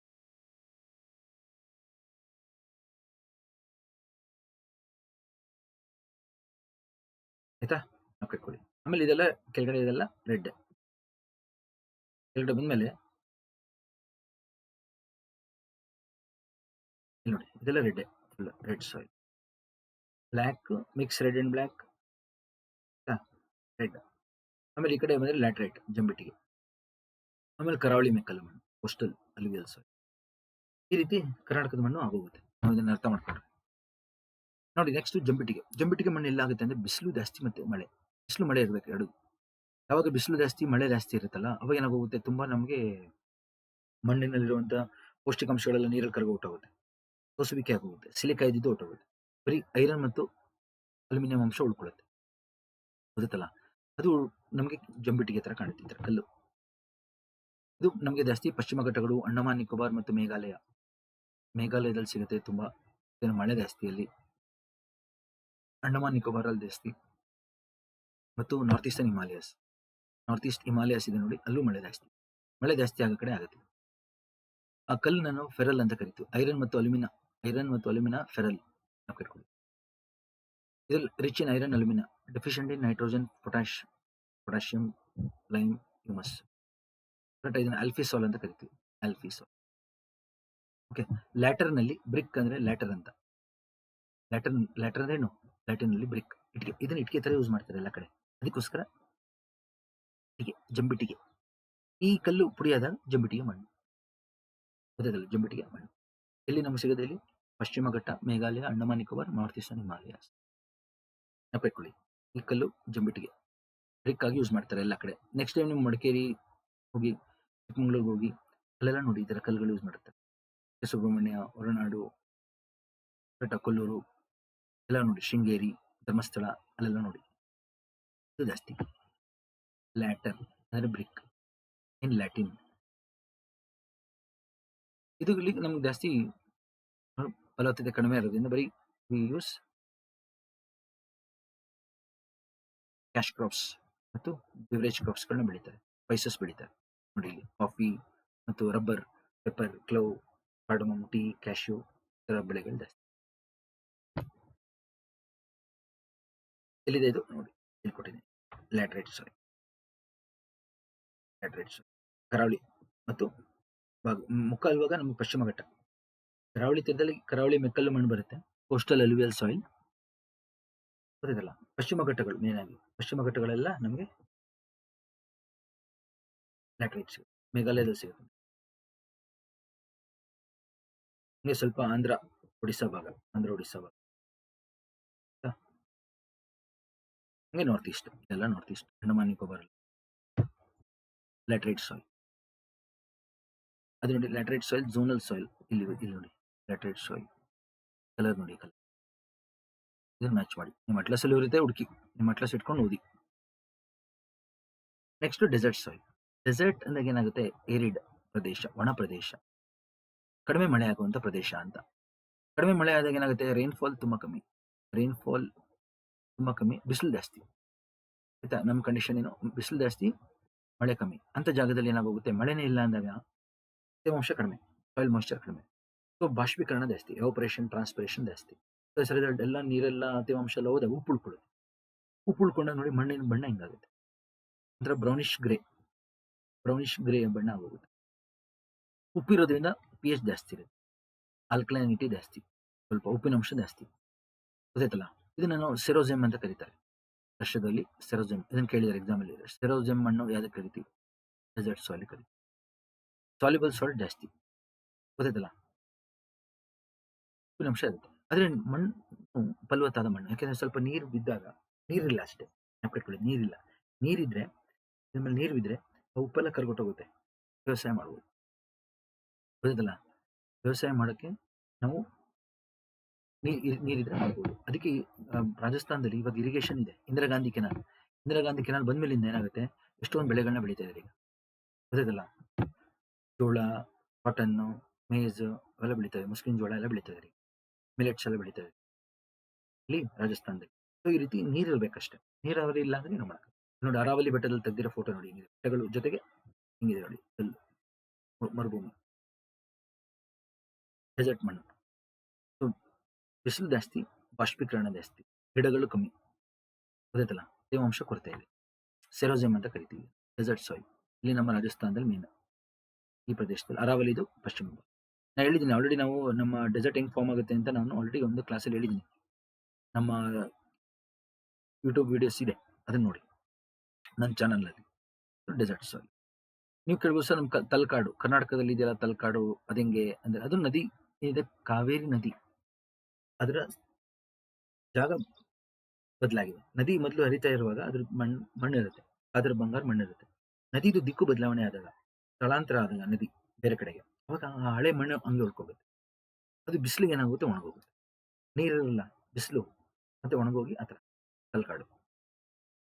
ಕರ್ನಾಟಕದ ದಕ್ಷಿಣ ಭಾಗದಲ್ಲಿ ಇರುವಂತ ತಲಕಾಡು ಯಾವ ರೀತಿ ಆಯ್ತು ಅಂದ್ರೆ, ನಮ್ಮ ಕಾವೇರಿ ನದಿ ಅದರ ದಿಕ್ಕು ಬದಲಾವಣೆಯಾಗಿ ಬೇರೆ ಕಡೆ ಹರಿದಾಗ ಮೊದಲಿದ್ದಂತ ಮಣ್ಣೆಲ್ಲ ಒಣಗೋಗಿ ಮರುಭೂಮಿ. ಗೊತ್ತಿಲ್ಲ? ನೋಡಿ ಡೆಸರ್ಟ್ ಸಾಯಿಲ್, ಅದು ನೋಡಿ ಡೆಸರ್ಟ್ ಸಾಯಿಲ್ ಇಲ್ಲಿದೆ ನೋಡಿ, ಕಲರ್ ಡೆಸರ್ಟ್ ಸಾಯಿಲ್ ನೋಡಿ, ಝೋನಲ್ ಸಾಯಿಲ್. ಆಯ್ತಾ? ನೆಕ್ಸ್ಟ್ ಉಪ್ಪು ಜಾಸ್ತಿ ಇರುವಂತ ಲವಣಾಂಶ ಮಣ್ಣು, ಲವಣಾಂಶ ಜಾಸ್ತಿ ಇರುವಂತದ್ದು. ಎಲ್ಲೆಲ್ಲಿ ತುಂಬಾ ಜಾಸ್ತಿ ಉಪ್ಪು ಸಂಗ್ರಹ ಆಗಿರುತ್ತೆ ನೋಡಿ, ಅದನ್ನ ನಾವು ಸಲೈನ್ ಸಾಯಿಲ್ ಅಂತ ಕರಿತೀವಿ. ಇದು ಈ ಫೋಟೋದಲ್ಲಿ ನೋಡಿ, ರನ್ ಆಫ್ ಕಚ್ಚಲ್ಲಿ ತೆಗೆದಿರೋ ಫೋಟೋ ನಾನು. ರನ್ ಅಂದ್ರೆ ಸಂಸ್ಕೃತದಲ್ಲಿ ನಿಷ್ಪ್ರಯೋಜಕ ಭೂಮಿ ಅಂತ. ಯಾಕಂದ್ರೆ ಬರೀ ಉಪ್ಪೇ ಇರುತ್ತೆ, ಏನು ಬೆಳೆಯಲ್ಲ. ಪಿಎಚ್ ಜಾಸ್ತಿ ನೋಡಿ. ಪಿಎಚ್ ಆಲ್ಮೋಸ್ಟ್ 13, 14 ಗೊತ್ತಿದೆಯಲ್ಲ. ಪಿಎಚ್ 13, 14. ಬಣ್ಣ ವೈಟ್, ಸಲೈನ್ ಸಾಯಿಲ್ ಬಣ್ಣ ವೈಟು ಇರುತ್ತೆ, ಒಂದು ಕೆಲ ಬ್ಲ್ಯಾಕ್ ಇರುತ್ತೆ. ಡಿಪೆಂಡ್ಸ್. ಎರಡು ತರನೂ ಸಿಗುತ್ತೆ ನಮಗೆ. ನೋಡಿ, ಇದನ್ನ ನಾವು ಟೆಕ್ನಿಕಲ್ ಆಗಿ ಸೋಲನ್ ಚಾಕ್ ಅಂತಾರೆ. ಸೋಲನ್ ಚಾಕ್ ಅಂದ್ರೆ ಕೇಳ್ತಾರೆ ಎಕ್ಸಾಮ್ ಅಲ್ಲಿ. ಸೋಲನ್ ಚಾಕ್ ಅಂದ್ರೆ ಜಾಸ್ತಿ ಉಪ್ಪು ಸಂಗ್ರಹ ಆಗಿರುವಂತ, ಸಾಲ್ಟ್ ಇರುವಂತ, ಸೊಲ್ಯುಬಲ್ ಸಾಲ್ಟ್, ಉಪ್ಪು ಜಾಸ್ತಿ ಇರುವಂತ ಪ್ರದೇಶಕ್ಕೆ ಸೋಲನ್ ಚಾಕ್ ಅಂತ. ನಮ್ಗೆ ಸೋಡಿಯಂ ಜಾಸ್ತಿ ಇರುತ್ತೆ ಅನ್ಕೊಳ್ಳಿ, ಸೋಡಿಯಂ, ಅವಾಗ ಅದನ್ನ ಸೋಡಿಕ್ ಸೋಲನೆಡ್ಜ್ ಅಂತಾರೆ. ಸೋಲನೆಡ್ಜ್ ಬ್ಲ್ಯಾಕ್ ಆಲ್ಕಲೀಸ್, ಸ್ವಲ್ಪ ಕಪ್ಪಗಿರುತ್ತೆ ನೋಡಕ್ಕೆ. ಉಪ್ಪು ಮತ್ತು ಸೋಡಿಯಂ ಪ್ರಮಾಣ ಜಾಸ್ತಿ ಇದೆ, ಅದನ್ನ ಬ್ಲ್ಯಾಕ್ ಆಲ್ಕಲೈ ಸಾಯಿಲ್ ಅಂತ ನಾವು ಕಟ್ಕೊಳ್ಳಿ. ಸೋಲನೆಡ್ಜ್, ಸೋಡಿಕ್, ಇದು ಎಕ್ಸಾಮ್ ಅಲ್ಲಿ ಕೇಳ್ತಾರೆ ಇದನ್ನ, ಈ ಪದಗಳನ್ನ. ಇದು ಲವಣಾಂಶ. ನಮ್ಮ ಭಾರತದಲ್ಲಿ ಗುಜರಾತ್ ನಲ್ಲಿದೆ ಇದು, ಉತ್ತರ ಗುಜರಾತ್, ಪಾರ್ಟ್ಸ್ ಆಫ್ ರಾಜಸ್ಥಾನ್. ಹಂಗೆ ರಾಸಾಯನಿಕ ಗೊಬ್ಬರ ಜಾಸ್ತಿ ಬೆಳೆಸ್ತಾರೆ ನೋಡಿ. ರಾಸಾಯನಿಕ ಗೊಬ್ಬರ ಜಾಸ್ತಿ ಬೆಳೆಸೋ ಕಡೆ ಪಂಜಾಬ್, ಹರಿಯಾಣ, ಯುಪಿ ನಲ್ಲೂ ಇದೆ ರಾಸಾಯನಿಕ ಗೊಬ್ಬರ. ಇದನ್ನ ನಾವು ತಾರ್ ಅಥವಾ ತುರ್ ಅಂತ ಕರೀತಾರೆ. ರೇ, colour, rocker, Karl, sir, Chopan, ಇದೆಲ್ಲ ಹೆಸರುಗಳನ್ನ ಕಟ್ಕೊಳ್ಳಿ. ಇದನ್ನ ಕೇಳ್ತಾರೆ. ಇವುಗಳನ್ನ ಅದನ್ನ ಹೆಸರುಗಳು ಕೊಟ್ಟು ಇದೇನು ಅಂತ ಕೇಳ್ತಾರೆ. ಕಲರ್, ತುರ್, ರೇ ಯಾವುದು ಅಂತ ಕೇಳ್ತಾರೆ. ಅವಾಗ ನೀವು ಹೇಳ್ಬೇಕು ಸಲೈನ್ ಸಾಯಿಲ್ ಇದು, ಉಪ್ಪು ಮಣ್ಣು, ಸೋಲನ್ ಚಾಕ್, ಸೋಲನೆಟ್ಸ್. ಆಯ್ತಾ? ಇದನ್ನ ಕಟ್ಕೊಳ್ಳಿ. Rann of Kutch, Gujarat. Next forest soil, ಅರಣ್ಯ ಮಣ್ಣು. ಅರಣ್ಯದಲ್ಲಿ ಏನಾಗುತ್ತೆ, ಎಷ್ಟೋ ವರ್ಷಗಳ ಕಾಲ ಗಿಡಗಳು ಮರಗಳು ಇರ್ತವೆ. ನಿಮ್ಗೆ ಗೊತ್ತಿರುತ್ತೆ ಅರಣ್ಯದಲ್ಲಿ ಅಂದ್ರೆ ಇವಾಗ ಬಂದಿರೋ ಮರಗಳೆಲ್ಲ, ನಮ್ಗಿಂತ ತುಂಬಾ ಪುರಾತನದ್ದು ಕಾಡುಗಳಿವೆಲ್ಲ. ಎಷ್ಟೋ ಸಾವಿರಾರು ವರ್ಷಗಳಿಂದ ಇರುವಂತ ಗಿಡ ಮರಗಳು ಪ್ರದೇಶ ಇದು. ಎಲೆಗಳು ಉದುರ್ತಾ ಇರುತ್ತೆ ದಿನಾಗ್ಲೂ, ಮರಗಳು ಬಿದ್ದಿರುತ್ತೆ, ಹೂವು, ಹಣ್ಣು, ಹಂಪಲು ಎಲ್ಲ ಇರುತ್ತೆ. Fruits, seeds, branches, twigs, leaves all fall on the forest floor. Correct ಅಲ್ಲ? Forest floor contains plant litter, ಗಿಡಗಳಿಂದ ಬಂದಿರುವಂತ ವಸ್ತುಗಳೇ ಜಾಸ್ತಿ, ಪ್ಲಾಂಟ್ ಲಿಟರ್ ಅಂತ ಕರಿತೀವಿ ನಾವು. ಇದ್ರಲ್ಲಿ ಏನಾಗುತ್ತೆ, ಎಲ್ಲ ಅಲ್ಲೇ ಇದ್ದು ಎಷ್ಟು ಲೇಯರ್ ಫಾರ್ಮ್ ಆಗಿದೆ, ಅದಲ್ಲೇ ಕೊಳಿತಾ ಇರುತ್ತೆ. ಸೊ ಅದೇ ನೆಕ್ಸ್ಟ್ ಗಿಡಗಳಿಗೆ ಗೊಬ್ಬರ ಆಗ್ತಾರೆ. ನಾವು ಕಟ್ಕೊಳ್ಳಿ. Forest floor, forest soil contains lot of organic content. So ತುಂಬಾ ಆರ್ಗ್ಯಾನಿಕ್ ಅಂಶ ಇರೋದ್ರಿಂದ ಅದನ್ನ ಹೂ ವಲಯ ಜಾಸ್ತಿ ಇರುತ್ತೆ, ತಿಕ್ಕಿರುತ್ತೆ, ಆರ್ಗ್ಯಾನಿಕ್ ಅಂಶ ಜಾಸ್ತಿ ಇರುತ್ತೆ. ಒಂದೇ ತುಂಬಾ ಇದನ್ನು ಇಷ್ಟೋ ಸಾಲ್ ಅಂತ ಕರೀತಾರೆ. ಎಷ್ಟೋ ಕಡೆ ಸಾಲ್, ಸಾಲ್, ಫಾರೆಸ್ಟ್ ಸಾಯಿಲ್ಸ್, ಇಷ್ಟೋ ಸಾಯಿಲ್ಸ್ ನಾವು ಕಟ್ಕೊಳ್ಳಿ. Next mountain soil. Mountain soil ತುಂಬಾ ಬೆಟ್ಟಗಳ ಮೇಲೆ ಈ ತರ ಇಳಿಜಾರು ಇರುತ್ತೆ. ಮೌಂಟನ್ಸ್ ಅವಾಗ ಏನಾಗುತ್ತೆ, ಎರೋಷನ್ ಆದಾಗ ಹೊಟ್ಟೋಗುತ್ತೆ, ಮಣ್ಣು ತೆಳುವಾಗಿರುತ್ತೆ. ಪರ್ವತಗಳ ಮೇಲೆ ಮಣ್ಣು ತುಂಬಾ ತಿನ್ನಿರುತ್ತೆ. ಯಾಕೆ? ಸವಕಳಿ, ಎರೋಷನ್ ಆಗಿ ಆಗಿ ಮಣ್ಣು ನಿಲ್ಲಲ್ಲ, ಬಂದ್ಬಿಡುತ್ತೆ ನೋಡಿ, ಎಲ್ಲ ಬಂದ್ಬಿಡ್ತೀವಿ ಲ್ಯಾಂಡ್ ಸ್ಲೈಡ್ ಆದಾಗ, ಇಲ್ಲಾಂದ್ರೆ ಎರೋಷನ್ ಆದಾಗ. ಅದೆಲ್ಲ ಏನಾಗುತ್ತೆ, ಇನ್ ಎರೋಷನ್ ಆಗಿ ಈ ತರ ಆಗುತ್ತೆ. ನಾವು ಕಟ್ಕೊಳ್ಳಿ. ಸೊ ಇದು ತುಂಬಾ ಇಂಪಾರ್ಟೆಂಟ್. ಸೊ ಬೆಟ್ಟ ಗುಡ್ಡ ಪ್ರದೇಶಗಳಲ್ಲಿ ಎರೋಷನ್ ಜಾಸ್ತಿ. ಎರೋಷನ್ ಆಗೋದ್ರಿಂದ ಈ ತರ ಏನಾಗುತ್ತೆ, ತಿನ್ನಿರುತ್ತೆ ಸಾಯಿಲ್, ಮೌಂಟನ್ ಸಾಯಿಲ್. ಅದಕ್ಕೆ ನಮಗೆ ಏನಾಗುತ್ತೆ, ಸಾಯಿಲ್ ತಿನ್ನಿರೋದ್ರಿಂದ ಜಾಸ್ತಿ ಗಿಡಗಳು ಮರಗಳು ಬೆಳೆಯಕ್ಕಾಗಲ್ಲ. ಅದಕ್ಕೆ ಬೆಟ್ಟದ ಮೇಲ್ಭಾಗದಲ್ಲಿ ಯಾವಾಗಲೂ ಒಂಥರ ಬರ್ಡ್ ಆಗಿರುತ್ತೆ, ಇಲ್ಲಿ ಏನು ಇಲ್ಲ. ಮಣ್ಣು ಥಿಕ್ನೆಸ್ ಕಮ್ಮಿ, ತೇವಾಂಶ ಇರಲ್ಲ, ಹೆಸರುಗಳು ಈ ತರ ಇರುತ್ತೆ ನೋಡಿ. ಐಸ್ ಎಲ್ಲ ಇದೆ ನಮಗೆ, ಮಣ್ಣು ಇರಬೇಕು, ಅವಾಗ ಒಂದು ಸ್ವಲ್ಪ ಗಿಡಗಳು ಬೆಳೆಯುತ್ತೆ. ಕಟ್ಕೊಳ್ಳಿ. ಇಲ್ಲಿ ನೋಡಿ ಸ್ವಲ್ಪ ಪಾಚಿ ಬೆಳ್ಕೊಂಡಿದೆ, ಮಾಸಸ್ ಲೈಕನ್ಸ್ ಇದೆ ನೋಡಿ.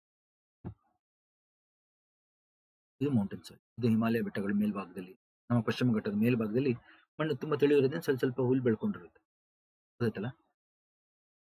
ನೆಕ್ಸ್ಟ್ ಜೋಗು ಪ್ರದೇಶದ ಮಣ್ಣು, ವೆಟ್ಲ್ಯಾಂಡ್ಸ್. ನಾವು ಆಲ್ರೆಡಿ ಒಂದು ವೆಟ್ಲ್ಯಾಂಡ್ ಕ್ಲಾಸ್ ಮಾಡಿದೀವಿ. ಆ ವೆಟ್ಲ್ಯಾಂಡ್ ಕ್ಲಾಸ್ ಅಲ್ಲಿ ಜೋಗು ಪ್ರದೇಶ ಅಂದ್ರೆ ಏನು ಅಂತಾನೆ ಒಂದು ವಿಡಿಯೋ ಇದೆ, ರಾಮ್ಸರ್ ಜೋಗು ಪ್ರದೇಶಗಳು, ಅದನ್ನ ನೋಡಿ ಎಲ್ಲರೂ. ವೆಟ್ಲ್ಯಾಂಡ್ ಅಲ್ಲಿ ಏನಾಗುತ್ತೆ, ಸ್ವ್ಯಾಂಪ್ ಮತ್ತೆ ಮಾರ್ಷ್ ಅಂತ ಹೇಳಿದೀನಿ, ಜ್ಞಾಪಕ ಇರ್ಬೋದು ಎಲ್ಲರಿಗೂ, ಸ್ವ್ಯಾಂಪ್ ಮತ್ತು ಮಾರ್ಷ್. ಯಾರ್ಯಾರು ಇವತ್ತು ಫಸ್ಟ್ ತರಗತಿ ಅಟೆಂಡ್ ಆಗ್ತಿದಾರ ಎಲ್ಲಾ ತರಗತಿಗಳನ್ನ ನೋಡಿ ಸ್ನೇಹಿತರೆ, ಯಾಕೆಂದ್ರೆ ನಾನು ಎಲ್ಲಾ ಟಾಪಿಕ್ಸ್ಗಳು ಮಾಡಿದೀನಿ, ನೀವು ಅದನ್ನ ನೋಡ್ಬೇಕು. ಮತ್ತೆ ಮತ್ತೆ ಅದೇ ಮಾಡೋದ್ರಿಂದ ನಾವು ಮುಂದುವರಿಯಲ್ಲ, ಇನ್ನು ಎಷ್ಟೊಂದಿದೆ ಸಾಯಿಲ್ ಆಯ್ತಾ. ಸ್ವ್ಯಾಂಪ್ ಅಂದ್ರೆ ಮರಗಳು, ಮಾರ್ಷ್ ಅಂದ್ರೆ ಹುಲ್ಲು, ಈ ತರದೆಲ್ಲ ನೀರು ಇರುತ್ತಲ್ಲ ಭೂಮಿ ಮೇಲೆ, ಅದನ್ನ ಜೋಗು ಪ್ರದೇಶ. ಇಲ್ಲಿ ಎಷ್ಟೋ ವರ್ಷಗಳಿಂದ ಹಂಗೆ ಸಂಗ್ರಹ ಆಗಿರುತ್ತೆ ಆರ್ಗ್ಯಾನಿಕ್ ಕಂಟೆಂಟ್. ನಾವು ಕಟ್ಕೊಳ್ಳಿ. ಜೋಗು ಪ್ರದೇಶದ ಮಣ್ಣು ಎಲ್ಲೆಲ್ಲಿ ಜೋಗು ಪ್ರದೇಶ ಅಲ್ಲಿರುತ್ತೆ, ಗೊತ್ತಿಲ್ಲ. ಕರ್ನಾಟಕದ ಮಣ್ಣು ನೋಡ್ಬಿಡಿ, ಹಿಂಗೆ ಕರ್ನಾಟಕ ಮ್ಯಾಪ್ ಬರ್ದಿದ್ದೀನಿ ನೋಡಿ, ಇಲ್ಲಿ ಒಂದು ಕರ್ನಾಟಕ ಚಿತ್ರ ನಾನೇ ಬರ್ದಿದ್ದೀನಿ, ಸ್ವಲ್ಪ ಅದೇ ತರ ಕಾಣ್ತಾ ಇದೆ. ಸೊ ಯಾವ ತರ ಸಾಯಿಲ್ ಜಾಸ್ತಿ ನಮ್ಮಲ್ಲಿ ಕರ್ನಾಟಕದಲ್ಲಿ ರೆಡ್ ಸಾಯಿಲ್ ಜಾಸ್ತಿ, ಆಮೇಲೆ ಸೆಕೆಂಡ್ ಬ್ಲ್ಯಾಕ್ ಸಾಯಿಲ್ ರೆಗೋರ್ ಮಣ್ಣು, ಆಮೇಲೆ ಮಿಕ್ಸ್ ರೆಡ್ ಅಂಡ್ ಬ್ಲ್ಯಾಕ್ ಕೆಂಬಿಟ್ಟಿಗೆ ಗೊತ್ತಿದೆ ಎಲ್ಲರಿಗೂ. ಈಗ ಮಳೆ ಬಿಸಿಲು ಜಾಸ್ತಿ ಇರೋ ಕಡೆ, ಮರುಭೂಮಿ ಸ್ವಲ್ಪ ಇದೆ ಡೆಸರ್ಟ್ ಸಾಯಿಲ್ ಅಲ್ಲಿ ನಮ್ಮ ತಲಕಾಡಲ್ಲಿ. ಅಲುವಿಯಲ್ ಸಾಯಿಲ್ ಎಲ್ಲಿ ಬರುತ್ತೆ? ಕರಾವಳಿ ತೀರ ಮತ್ತು ನದಿಗಳಿರೋ ಕಡೆ, ಅದರ್ ಬಂಗಾರ ನದಿ ಎಡದಂಡೆ ಬಲದಂಡೆ. ಮೆಕ್ಕಲು ಮಣ್ಣು ಕೂಡ ಇದೆ, ಕರಾವಳಿ ಮೆಕ್ಕಲು ಮಣ್ಣು ಇದೆ, ಗೊತ್ತಾಯ್ತಲ್ಲ. ಅದನ್ನ ಇಲ್ಲಿ ನೋಡ್ಕೊಳ್ಳಿ ಎಲ್ಲರೂ. ಕರಾವಳಿ ಮೆಕ್ಕಲು ಮಣ್ಣು, laterite soil, red soil, mix red and black, ಮಣ್ಣು. ಕರ್ನಾಟಕದ ಮಣ್ಣು ಯಾವ್ದು ನೋಡಿ. ಮಣ್ಣಿನಲ್ಲಿರುವಂತಹ ಜೀವ ಏನು ಸರಪಳಿ, ಆಹಾರ ಸರಪಳಿ ಹೆಂಗಿದೆ ನೋಡಿ. ಗಿಡಗಳು ಕೆಳಗಡೆ ಮಣ್ಣು ಬೇರೆಲ್ಲ ಇದೆ ನೋಡಿ. ಅದರಲ್ಲಿರುವಂತಹ ಜೈವಿಕಾಂಶಗಳನ್ನ ನೀವು ಇಲ್ಲಿ ನೋಡಬಹುದು. ಕರೆಕ್ಟ್. ಪ್ಲಾಂಟ್ ರೂಟ್ಸ್ ಇರುತ್ತೆ, ಅದನ್ನ ನೆಮೆಟೋಡ್ಸ್ ತಿನ್ನುತ್ತೆ, ಅದನ್ನ ಆಂಥ್ರೋಪೋಡ್ಸ್ ತಿನ್ನುತ್ತೆ. ಡಂಗ್ ಬೀಟಲ್ ಅಂತ ಕರಿತೀವಲ್ಲ ಅವುಗಳು, ಆಮೇಲೆ ಪಕ್ಷಿಗಳು. ಹಂಗೆ ಪ್ಲಾಂಟ್ಸ್ ರೂಟ್ಸ್ ಸಾಯಿಲ್ ಎಲ್ಲ ನೋಡಿ, ಇಲ್ಲೆಲ್ಲ will have lot of fungi, ಅದನ್ನ ನೆಮೆಟೋಡ್ಸ್ ತಿನ್ನುತ್ತೆ, ನೆಮೆಟೋಡ್ಸ್ ನ ಆಂಥ್ರೋಪೋಡ್ಸ್ ತಿನ್ನುತ್ತೆ. ಆ ತರ ಈ ರೀತಿ ಒಂದು ಆಹಾರ ಸರಪಳಿ ಮಣ್ಣಿನಲ್ಲಿ ಅದಿದೆ, ಅದನ್ನ ನೀವು ಇಲ್ಲಿ ಗಮನಿಸಬೇಕು. ಫುಡ್ ಚೈನ್ ಮತ್ತು ಫುಡ್ ವೆಬ್, ಆಹಾರ ಜಾಲ. ಒಂದೇ ಲೈನ್ ಸೀಕ್ವೆನ್ಸ್ ತಗೊಂಡ್ರೆ ಫುಡ್ ಚೈನ್, ಆಹಾರ ಸರಪಳಿ. ಎಲ್ಲ ಸರಪಳಿಗಳು ಒಟ್ಟಿಗೆ ಸೇರಿಸಿದ್ರೆ ಆಹಾರ ಜಾಲ. ನೆಕ್ಸ್ಟ್ ನೋಡಿ, ಮಣ್ಣಿನಲ್ಲಿರುವಂತಹ ಪೌಷ್ಟಿಕಾಂಶಗಳು. ಮಣ್ಣಿನಲ್ಲಿ ಹಲವಾರು ರೀತಿ ಪೌಷ್ಟಿಕಾಂಶಗಳಿವೆ. ಅದು ಖನಿಜಗಳು ಇರುವಂತದ್ದು, ಇಲ್ಲೊಂದು ಖನಿಜಗಳು ಇಲ್ಲದೆ ಇರುವಂತದ್ದು. ಖನಿಜಗಳು ಅಲ್ಲದೆ ನಮಗೆ ಸಿಗಂತದ್ದು ಯಾವ್ದು ಅಂದ್ರೆ ಕಾರ್ಬನ್ ಅಂಶ, ಹೈಡ್ರೋಜನ್ ಮತ್ತು oxygen. Carbon, hydrogen, oxygen macro nutrients ಪಟ್ಟಿಗೆ ಸೇರಿಸ್ತೀವಿ. ನಾನ್ ಮಿನರಲ್ ನ್ಯೂಟ್ರಿಯೆಂಟ್ಸ್ ಪೋಷಕಗಳು. ಹಂಗೆ ಮಿನರಲ್ ನ್ಯೂಟ್ರಿಯೆಂಟ್ಸ್ ಅಲ್ಲಿ ಮೇನ್ ಆಗಿ ನೈಟ್ರೋಜನ್, ನೆನಪಿಟ್ಕೊಳ್ಳಿ, ಇದೆಲ್ಲ ಎಕ್ಸಾಮ್ ಅಲ್ಲಿ ಕೇಳ್ತಾರೆ, ಗೊತ್ತದಲ್ಲ. ಸೊ NPK ಅಂತ ಕರಿತೀವಿ, ನೈಟ್ರೋಜನ್, ಫಾಸ್ಫರಸ್ ಮತ್ತು potassium. Nitrogen, phosphorus, potassium, NPK. K is potassium, ನೆನಪಿಟ್ಕೊಳ್ಳಿ, K potassium, P is phosphorus, N is nitrogen. ಇದು ಮ್ಯಾಕ್ರೋನ್ಯೂಟ್ರಿಯೆಂಟ್ಸ್, ಪ್ರಾಥಮಿಕ ಪೋಷಕಗಳು. ಮ್ಯಾಕ್ರೋನ್ಯೂಟ್ರಿಯೆಂಟ್ಸ್ ಸೆಕೆಂಡರಿ, ಕ್ಯಾಲ್ಸಿಯಂ, ಮೆಗ್ನೀಷಿಯಂ ಮತ್ತು ಸಲ್ಫರ್. ಕ್ಯಾಲ್ಸಿಯಂ, ಮೆಗ್ನೀಷಿಯಂ ಮತ್ತು ಸಲ್ಫರ್. ಎಸ್ ಇದ್ರೆ ಸಲ್ಫರ್, Mg ಇದ್ರೆ magnesium, calcium. ಆಯ್ತಾ. Next micronutrients ಅಲ್ಲಿ micronutrient boron, ಗೊತ್ತಾಯ್ತಲ್ಲ, boron, chlorine, manganese, iron, zinc, copper, nickel, molybdenum, ಇವೆಲ್ಲ ಮೈಕ್ರೋನ್ಯೂಟ್ರಿಯೆಂಟ್ ಪ್ರೈಮರಿ. ಹಂಗೆ ನೀವು ಇವಾಗ ಸಜೆಸ್ಟ್ ಮಾಡೋದು cobalt, sodium, vanadium, selenium, silica, aluminium, silica ಮತ್ತು ಇವೆಲ್ಲ ಮೈಕ್ರೋನ್ಯೂಟ್ರಿಯೆಂಟ್ಸ್. ಇವೆಲ್ಲ ಮಣ್ಣಲ್ಲಿದ್ರೆ ನಮ್ಮ ಗಿಡಗಳು ಬೆಳೆಯೋದಕ್ಕೆ ಪೋಷಕಗಳಾಗಿ ಸಿಗುತ್ತೆ. ಸೊ ಇದನ್ನ ಕಟ್ಕೊಳ್ಳಿ. ನ್ಯೂಟ್ರಿಯೆಂಟ್ಸ್ ಕೂಡ ಕೇಳ್ತಾರೆ ನೋಡಿ. ನೆಕ್ಸ್ಟ್, ಮಣ್ಣು ಯಾವ ರೀತಿ ನಾಶ ಆಗ್ತಾ ಇದೆ ಗೊತ್ತಾಯ್ತಲ್ಲ. ಸೊ ಮಣ್ಣು ಯಾವ ರೀತಿ ಅದರ ಪೌಷ್ಟಿಕಾಂಶಗಳನ್ನ ಕಳ್ಕೊಳ್ತಾ ಇದೆ ಮತ್ತೆ ಯಾವ ರೀತಿ ನಾಶ ಆಗ್ತಾ ಇದೆ, ಅದನ್ನ ನಾವು ಎಕ್ಸಾಮ್ ಅಲ್ಲಿ ಕೇಳ್ತಾರೆ. ಯಾವ ರೀತಿ ಮಣ್ಣು ನಾಶ ಆಗ್ತಾ ಇದೆ, ಅದನ್ನ ಹೆಂಗೆ ಸಂರಕ್ಷಣೆ ಮಾಡಬಹುದು. ಸ್ನೇಹಿತರೆ, ಇದು ತುಂಬಾ ಮುಖ್ಯವಾದಂತ ಟಾಪಿಕ್ ಇದು. ಸೊ ಎಕ್ಸಾಮ್ ಅಲ್ಲಿ ಮೇನ್ಸ್ ಅಲ್ಲಿ ಕೇಳ್ತಾರೆ ಇದನ್ನ. ಈ ಟಾಪಿಕ್ ಸಾಯಿಲ್ ಜೊತೆಗೆ ನಾನು ಅದನ್ನ ಮುಗಿಸ್ತಾ ಇರೋದ್ರಿಂದ ನಿಮ್ಗೆ ಗೊತ್ತಾಗ್ಬೇಕದು, ಗೊತ್ತಾಯ್ತಲ್ಲ, ಏನಕ್ಕೆ ಈ ಟಾಪಿಕ್ ಮಾಡ್ತಾ ಇದ್ದಾರೆ ಅಂತ ನಿಮ್ಗೆ ಗೊತ್ತಾಗಬೇಕು. ಯಾಕಂದ್ರೆ ಮೇನ್ಸ್ ಅಲ್ಲೂ ಸಹ ನಾನು ಇದನ್ನ ಇವೆಲ್ಲ ಕವರ್ ಮಾಡ್ತಾ ಇದ್ದೀನಿ. ಸಾಯಿಲ್ ಯಾವ ರೀತಿ ನಾಶ ಆಗ್ತಾ ಇದೆ. ಮೊದಲನೇದಾಗಿ ಎರೋಷನ್, ಸವಕಳಿ, ಸವೆತ ಕಾರ್ಯ, ಹೀಗೆ ಅರಣ್ಯ ನಾಶ ಆಗ್ತಾ ಇರೋದು, ಡಿಫಾರೆಸ್ಟೇಷನ್, ಮರಗಳನ್ನ ಕಡಿಯೋದು, ಅದರಿಂದ ಗಣಿಗಾರಿಕೆ, ಭೂಮಿ ಒಳಗಿನ ಖನಿಜಗಳನ್ನ ತೆಗೆಯೋದಾಗಿರ್ಬೋದು, ಕಲ್ಲನ್ನ ಕೊರಿಯೋದಾಗಿರ್ಬೋದು, ಅದು ಕಾಡ್ಗಿಚ್ಚು, ಫಾರೆಸ್ಟ್ ಫೈರ್, ಮತ್ತು ಅತಿಯಾಗಿ ಪ್ರಾಣಿಗಳನ್ನ ನೀವು ಬಿಟ್ಟಾಗ ಏನಾಗುತ್ತೆ, ಎಲ್ಲ ಬೇರೆ ಸಮೇತ ಕಿತ್ತಾಕ್ತವೆ. ಓವರ್ ಗ್ರೀಸಿಂಗ್, ಆಮ್ಲ ಮಳೆ ಇನ್ನೊಂದು ಸಮಸ್ಯೆ. ಜೊತೆಗೆ ಕಸ ಎಸೆಯುವಂಥದ್ದು, ಎಲ್ಲಾ ತರ ಕಸಗಳು, ಎಲೆಕ್ಟ್ರಾನಿಕ್ ವೇಸ್ಟ್ ಆಗಿರ್ಬೋದು, ಎಲ್ಲ ವೇಸ್ಟ್, ಬಯೋಮೆಡಿಕಲ್ ವೇಸ್ಟ್ ಆಗಿರ್ಬೋದು, ಈ waste, biomedical waste, dry waste, vet waste ಎಲ್ಲ ನಾವು ಮಣ್ಣಿಗೆ ಸುರಿತಾ ಇದೀವಿ. ಅದು ತ್ಯಾಜ್ಯ ವಸ್ತುಗಳ ಮಣ್ಣಿಗೆ ಹಾಕುವಂಥದ್ದು. ಯಾಕೆಂದ್ರೆ ಅದೆಲ್ಲ ಅಲ್ಲೇ ಕುಳಿಯುತ್ತೆ, ಅಲ್ಲೇ ಮಣ್ಣನ್ನು ನಾಶ ಮಾಡುತ್ತೆ, ಗೊತ್ತಲ್ಲ. ಹಂಗೆ ಅಂತರ್ಜಲ ಕಲುಷಿತಗೊಳ್ಳುತ್ತೆ ವೇಸ್ಟ್ ಹಾಕೋದ್ರಿಂದ. ಇದೆಲ್ಲ ನಾವು ಆಲ್ರೆಡಿ ಟಾಪಿಕ್ಸ್ಗಳು ಒಂದೊಂದ್ ಕಡೆ ಹೇಳಿದ್ದೀನಿ. ಆಸಿಡ್ ರೈನ್ ಹೇಳಿದ್ದೀನಿ, ಅಲ್ಲೇ ಬರ್ತಾ ಇದೆ. ಮುಂದಿನ ಟಾಪಿಕ್ಗಳು ಮಾಡ್ತೀನಿ ಇದನ್ನು ಕರೆಕ್ಟ್ ಆಗಿ. ಈಗ ಜೊತೆಗೆ ಏನು ಕಾರಣಗಳು ನೋಡ್ತಾ ಇದೀವಿ. ಹಂಗೆ ಆಯುಧಗಳನ್ನ ಪರೀಕ್ಷೆ ಮಾಡುವಂಥದ್ದು, ಯುದ್ಧಗಳು, ಕರೆಕ್ಟಾ, ವಾರ್ ಅಂತಾನು ಬರೀಬಹುದು. ವೆಪನ್ ಟೆಸ್ಟಿಂಗ್ ಮತ್ತು ವಾರ್, ಯುದ್ಧ ಆದಾಗ ಮಣ್ಣ ನಾಶ ಆಗುತ್ತೆ, ಅದ್ರ ಬಗ್ಗೆ ಯಾರು ಯೋಚನೆ ಮಾಡಲ್ಲ, ಕರೆಕ್ಟ್ ಅಲ್ಲ. ಲ್ಯಾಂಡ್ ಫಿಲ್, ಕಸ ಹಾಕ್ತಿವಲ್ಲ ನಾವು, ಅದು ಫ್ಲೈ ಆಶ್, ಇವಾಗ ಏನಾಗುತ್ತೆ, ಬೂದಿ ಹಾಕ್ತಿವಿ ನಾವು ಒಂದ್ ಕಡೆ.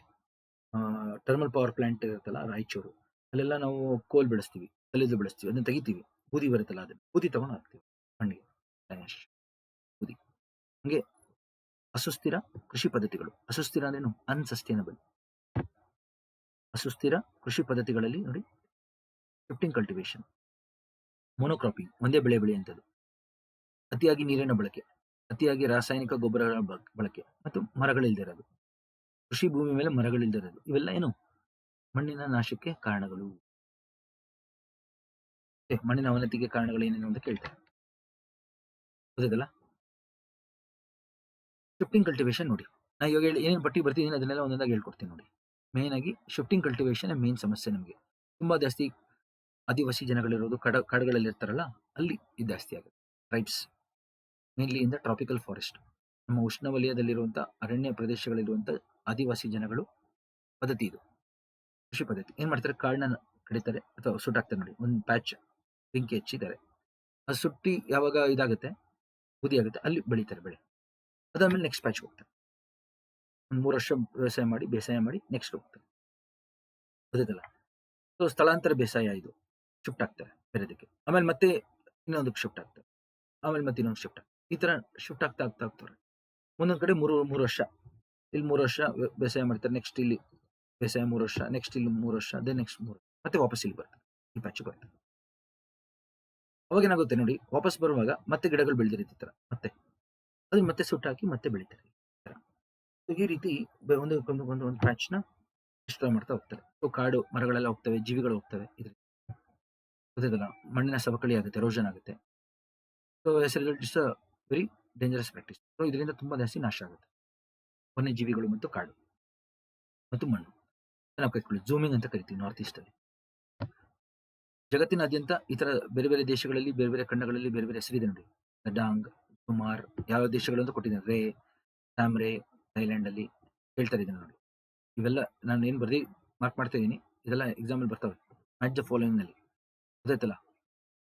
ಚಿನ್ನ, ಶ್ರೀಲಂಕಾ ಗ್ಯಾರಂಟಿ ಕ್ವಶನ್. ಕೆರೆನ್, ಕೊರಿಯಾ. ಓಕೆ, ಇಂಡಿಯಾದ ಹೆಸರು ಕೊಡ್ತೀನಿ ನಾನೀಗ. A, Laos. ನೋಡಿ ನಾನು ಮಾರ್ಕ್ ಮಾಡಿದ್ದೀನಿ. ಬೇರೆ ಬೇರೆ ದೇಶಗಳಲ್ಲಿ ನಾವು ಉಪಯೋಗಿಸುವಂತ ಪದಗಳು, ಶಿಫ್ಟಿಂಗ್ ಕಲ್ಟಿವೇಶನ್ ಪದಗಳು. ಇಂಡಿಯಾದಲ್ಲಿ ನೋಡಿ ಝೂಮಿಂಗ್ ಅಂತ ಕರಿತೀವಿ, ಅಥವಾ ಝೂಮ್ ಅಂತ ಕರಿತೀವಿ. ಬೇರೆ ಬೇರೆ ಹೆಸರುಗಳನ್ನ ಆಮೇಲೆ ಹೇಳ್ತೀನಿ. ಇಂಡಿಯಾದಲ್ಲಿ ಇವಾಗ ವರ್ಲ್ಡ್ ಮುಗಿಸ್ತಾ ಇದೀನಿ. ಅಮೆರಿಕಾದಲ್ಲಿ ನೋಡಿ, ಮೆಕ್ಸಿಕೋದಲ್ಲಿ ಹುಮಾಯಿಲ್, ಮಿಲ್ಪಾ ಸೆಂಟ್ರಲ್ ಅಮೆರಿಕಾ, ಚಿಲಿ ಗ್ವಾಟೆಮಾಲಾ, ಗ್ವಾಡೆಲೋಪ್ ಭಾಗದಲ್ಲಿ ರೋಕಾ ಬ್ರಾಜಿಲ್ ಹೇಳ್ತೀವಿ ಇದನ್ನ, ವೆರಿ ಇಂಪಾರ್ಟೆಂಟ್. ಹಂಗೆ ಜೈರ್ ದೇಶದಲ್ಲಿ ಸೆಂಟ್ರಲ್ ಆಫ್ರಿಕಾ ಮಸೋಲ್. ಇನ್ನು ಇವ್ಯಾವುದು ಅಷ್ಟೊಂದು ಇಂಪಾರ್ಟೆಂಟ್ ಇಲ್ಲ, ಬಟ್ ನೋಡ್ಕೊಂಡಿರಿ ಅಷ್ಟೇ ನೀವು. ನೆಕ್ಸ್ಟ್ ನೋಡಿ ಭಾರತದಲ್ಲಿ ನಾರ್ತ್ ಈಸ್ಟ್ ಅಲ್ಲೆಲ್ಲ ಝೂಮ್ ಅಂತಾನೆ ಕರೆಯೋದು, ಝೂಮಿಂಗ್. ಒಡಿಸ್ಸಾದಲ್ಲಿ ನೋಡಿ ಕಾಮನ್, ವೆಂಗ, ದಾವಿ. ಭಾರತದಲ್ಲಿ ಒಡಿಸ್ಸಾ ಭಾಗದಲ್ಲಿ.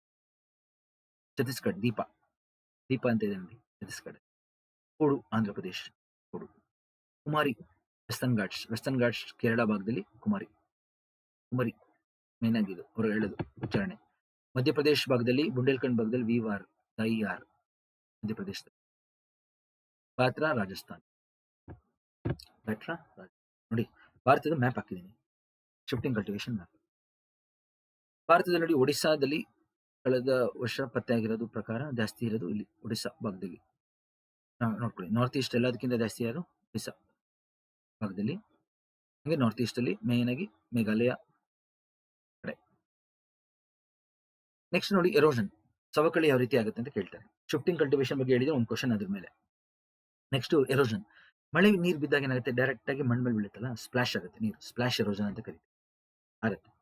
ಅದಾಗಿ ಏನಾಗುತ್ತೆ, ನೀರು ಹಿಂಗ ಹರಿಯುತ್ತಲ್ಲ, ಅವಾಗ ಹಿಂಗ ನೋಡಿ ಮಣ್ಣು ಮೇಲೆ ಯಾವುದೇ ರೀತಿಯಾದ ಗಿಡಗಳಿಲ್ಲ ಅಂದ್ರೆ ಏನಾಗುತ್ತೆ, ಎಳ್ಕೊಂಡು ಹೊಡೋಗುತ್ತೆ ನೀರು. ಅದನ್ನ ಇಳಿಜಾರಿಗೆ ಇದನ್ನ ರಿಲ್ ಅಂತ ಕರಿತೀವಿ. ರಿಲ್ ಈಗ ಬೆಳೆಗಳ ಮಧ್ಯೆ ಇರುತ್ತೆ ನೋಡಿ ಗ್ಯಾಪ್, ಇದು ರಿಲ್. ಆಮೇಲೆ ಹೋಗ್ತಾ ಹೋಗ್ತಾ ಹೋಗ್ತಾ ನೀರು ಫುಲ್ ಮೇಲ್ಗಡೆ ಪದರನೇ ಎಳೆದು ಬಿಡುತ್ತೆ, ಶೀಟ್. ರಿಲ್ ಮತ್ತು ಶೀಟ್ ಎರೋಷನ್ ಅಂತ ಕರಿತೀವಿ. ಯಾವ ರೀತಿ ಆಗ್ತದೆ ರಿಲ್ ಮತ್ತು ಶೀಟ್, ಅಷ್ಟು ಈ ತರ ರೇಖೆಗಳ ತರ ಹೋಗುತ್ತೆ. ಅದಾದ್ಮೇಲೆ ಹೋಗ್ತಾ ಹೋಗ್ತಾ ಹೋಗ್ತಾ ಫುಲ್ ಅದರ ಪದರನೇ ಹೊಟ್ಟೋಗುತ್ತೆ. ಅದಕ್ಕೆ ಯಾವಾಗ್ಲೂ ಗಿಡಗಳಿರ್ಬೇಕು, ಮರಗಳಿರ್ಬೇಕು ಅಂತ ಗೊತ್ತಾಯ್ತಲ್ಲ. ಆಮೇಲೆ ಹೋಗ್ತಾ ಹೋಗ್ತಾ ರಿಲ್ ದೊಡ್ಡದಾಗ್ತಾ ಇದೆ ನೋಡಿ,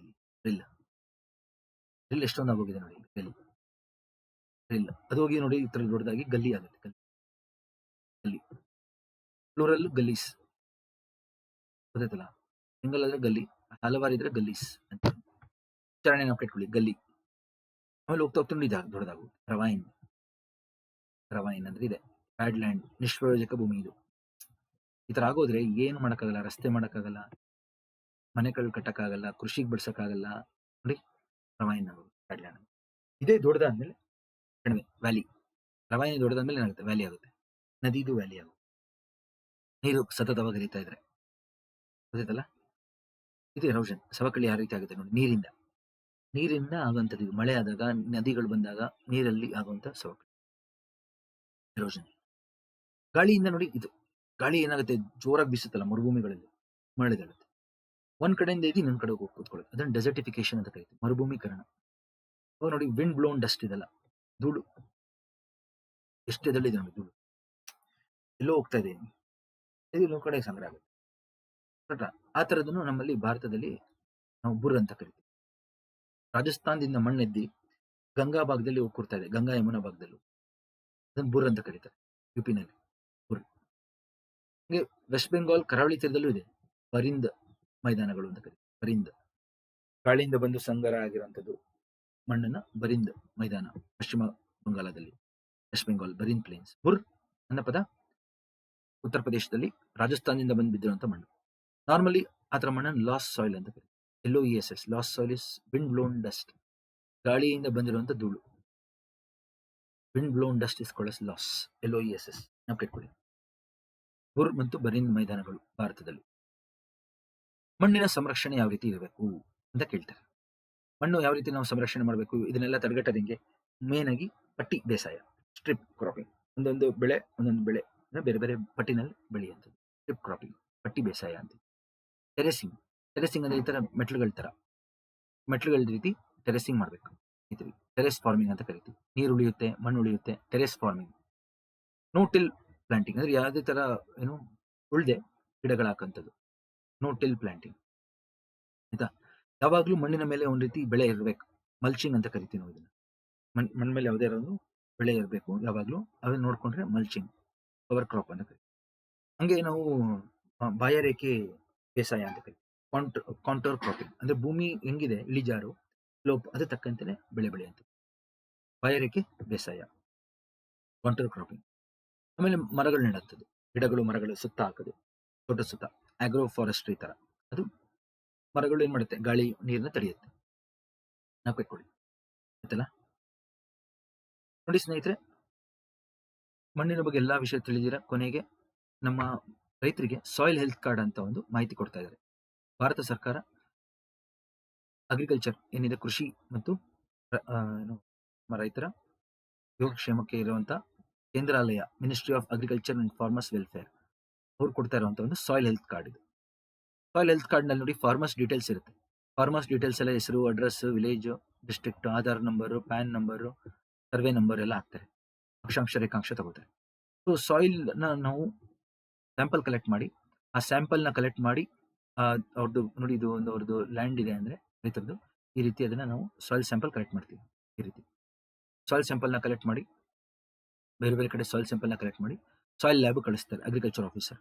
ಅದನ್ನ ಕಳಿಸಿ ಸಾಯಿಲ್ ಅಲ್ಲಿ pH ಎಷ್ಟಿದೆ, ಎಲೆಕ್ಟ್ರಿಕಲ್ ಕಂಡಕ್ಟಿವಿಟಿ ಎಷ್ಟಿದೆ, ಆರ್ಗ್ಯಾನಿಕ್ ಕಾರ್ಬನ್ ಎಷ್ಟಿದೆ, nitrogen, phosphorus, potassium, sulphur, zinc, boron, iron, manganese, copper. ನೋಡಿ ಇವೆಲ್ಲ ನಾನು ಹೇಳಿದ್ದೀನಿ ಆಗಲೇ, ಪೌಷ್ಟಿಕಾಂಶಗಳು ಇವೆಲ್ಲ ಪೋಷಕಗಳು ಗೊತ್ತಾಯ್ತಲ್ಲ.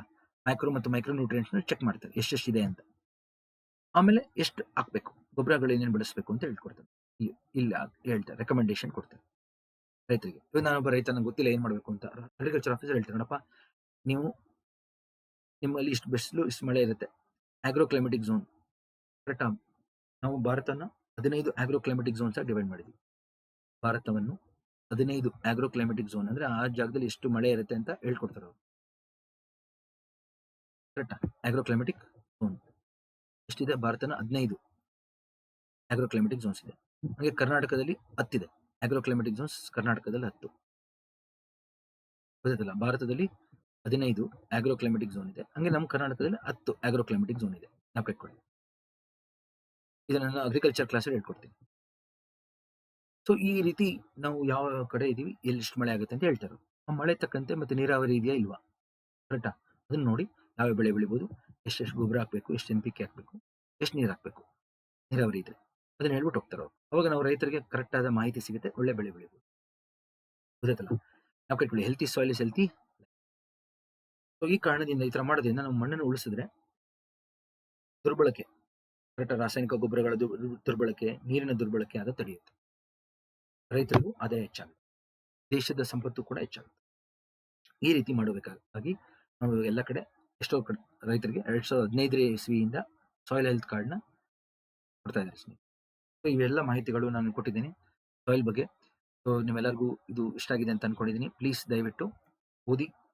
ಎಲ್ಲ ಮುಂದೆ ಪರೀಕ್ಷೆಗಳಿಗೂ ಒಂದು ಟಾಪಿಕ್ ಬಂದೇ ಬರುತ್ತೆ.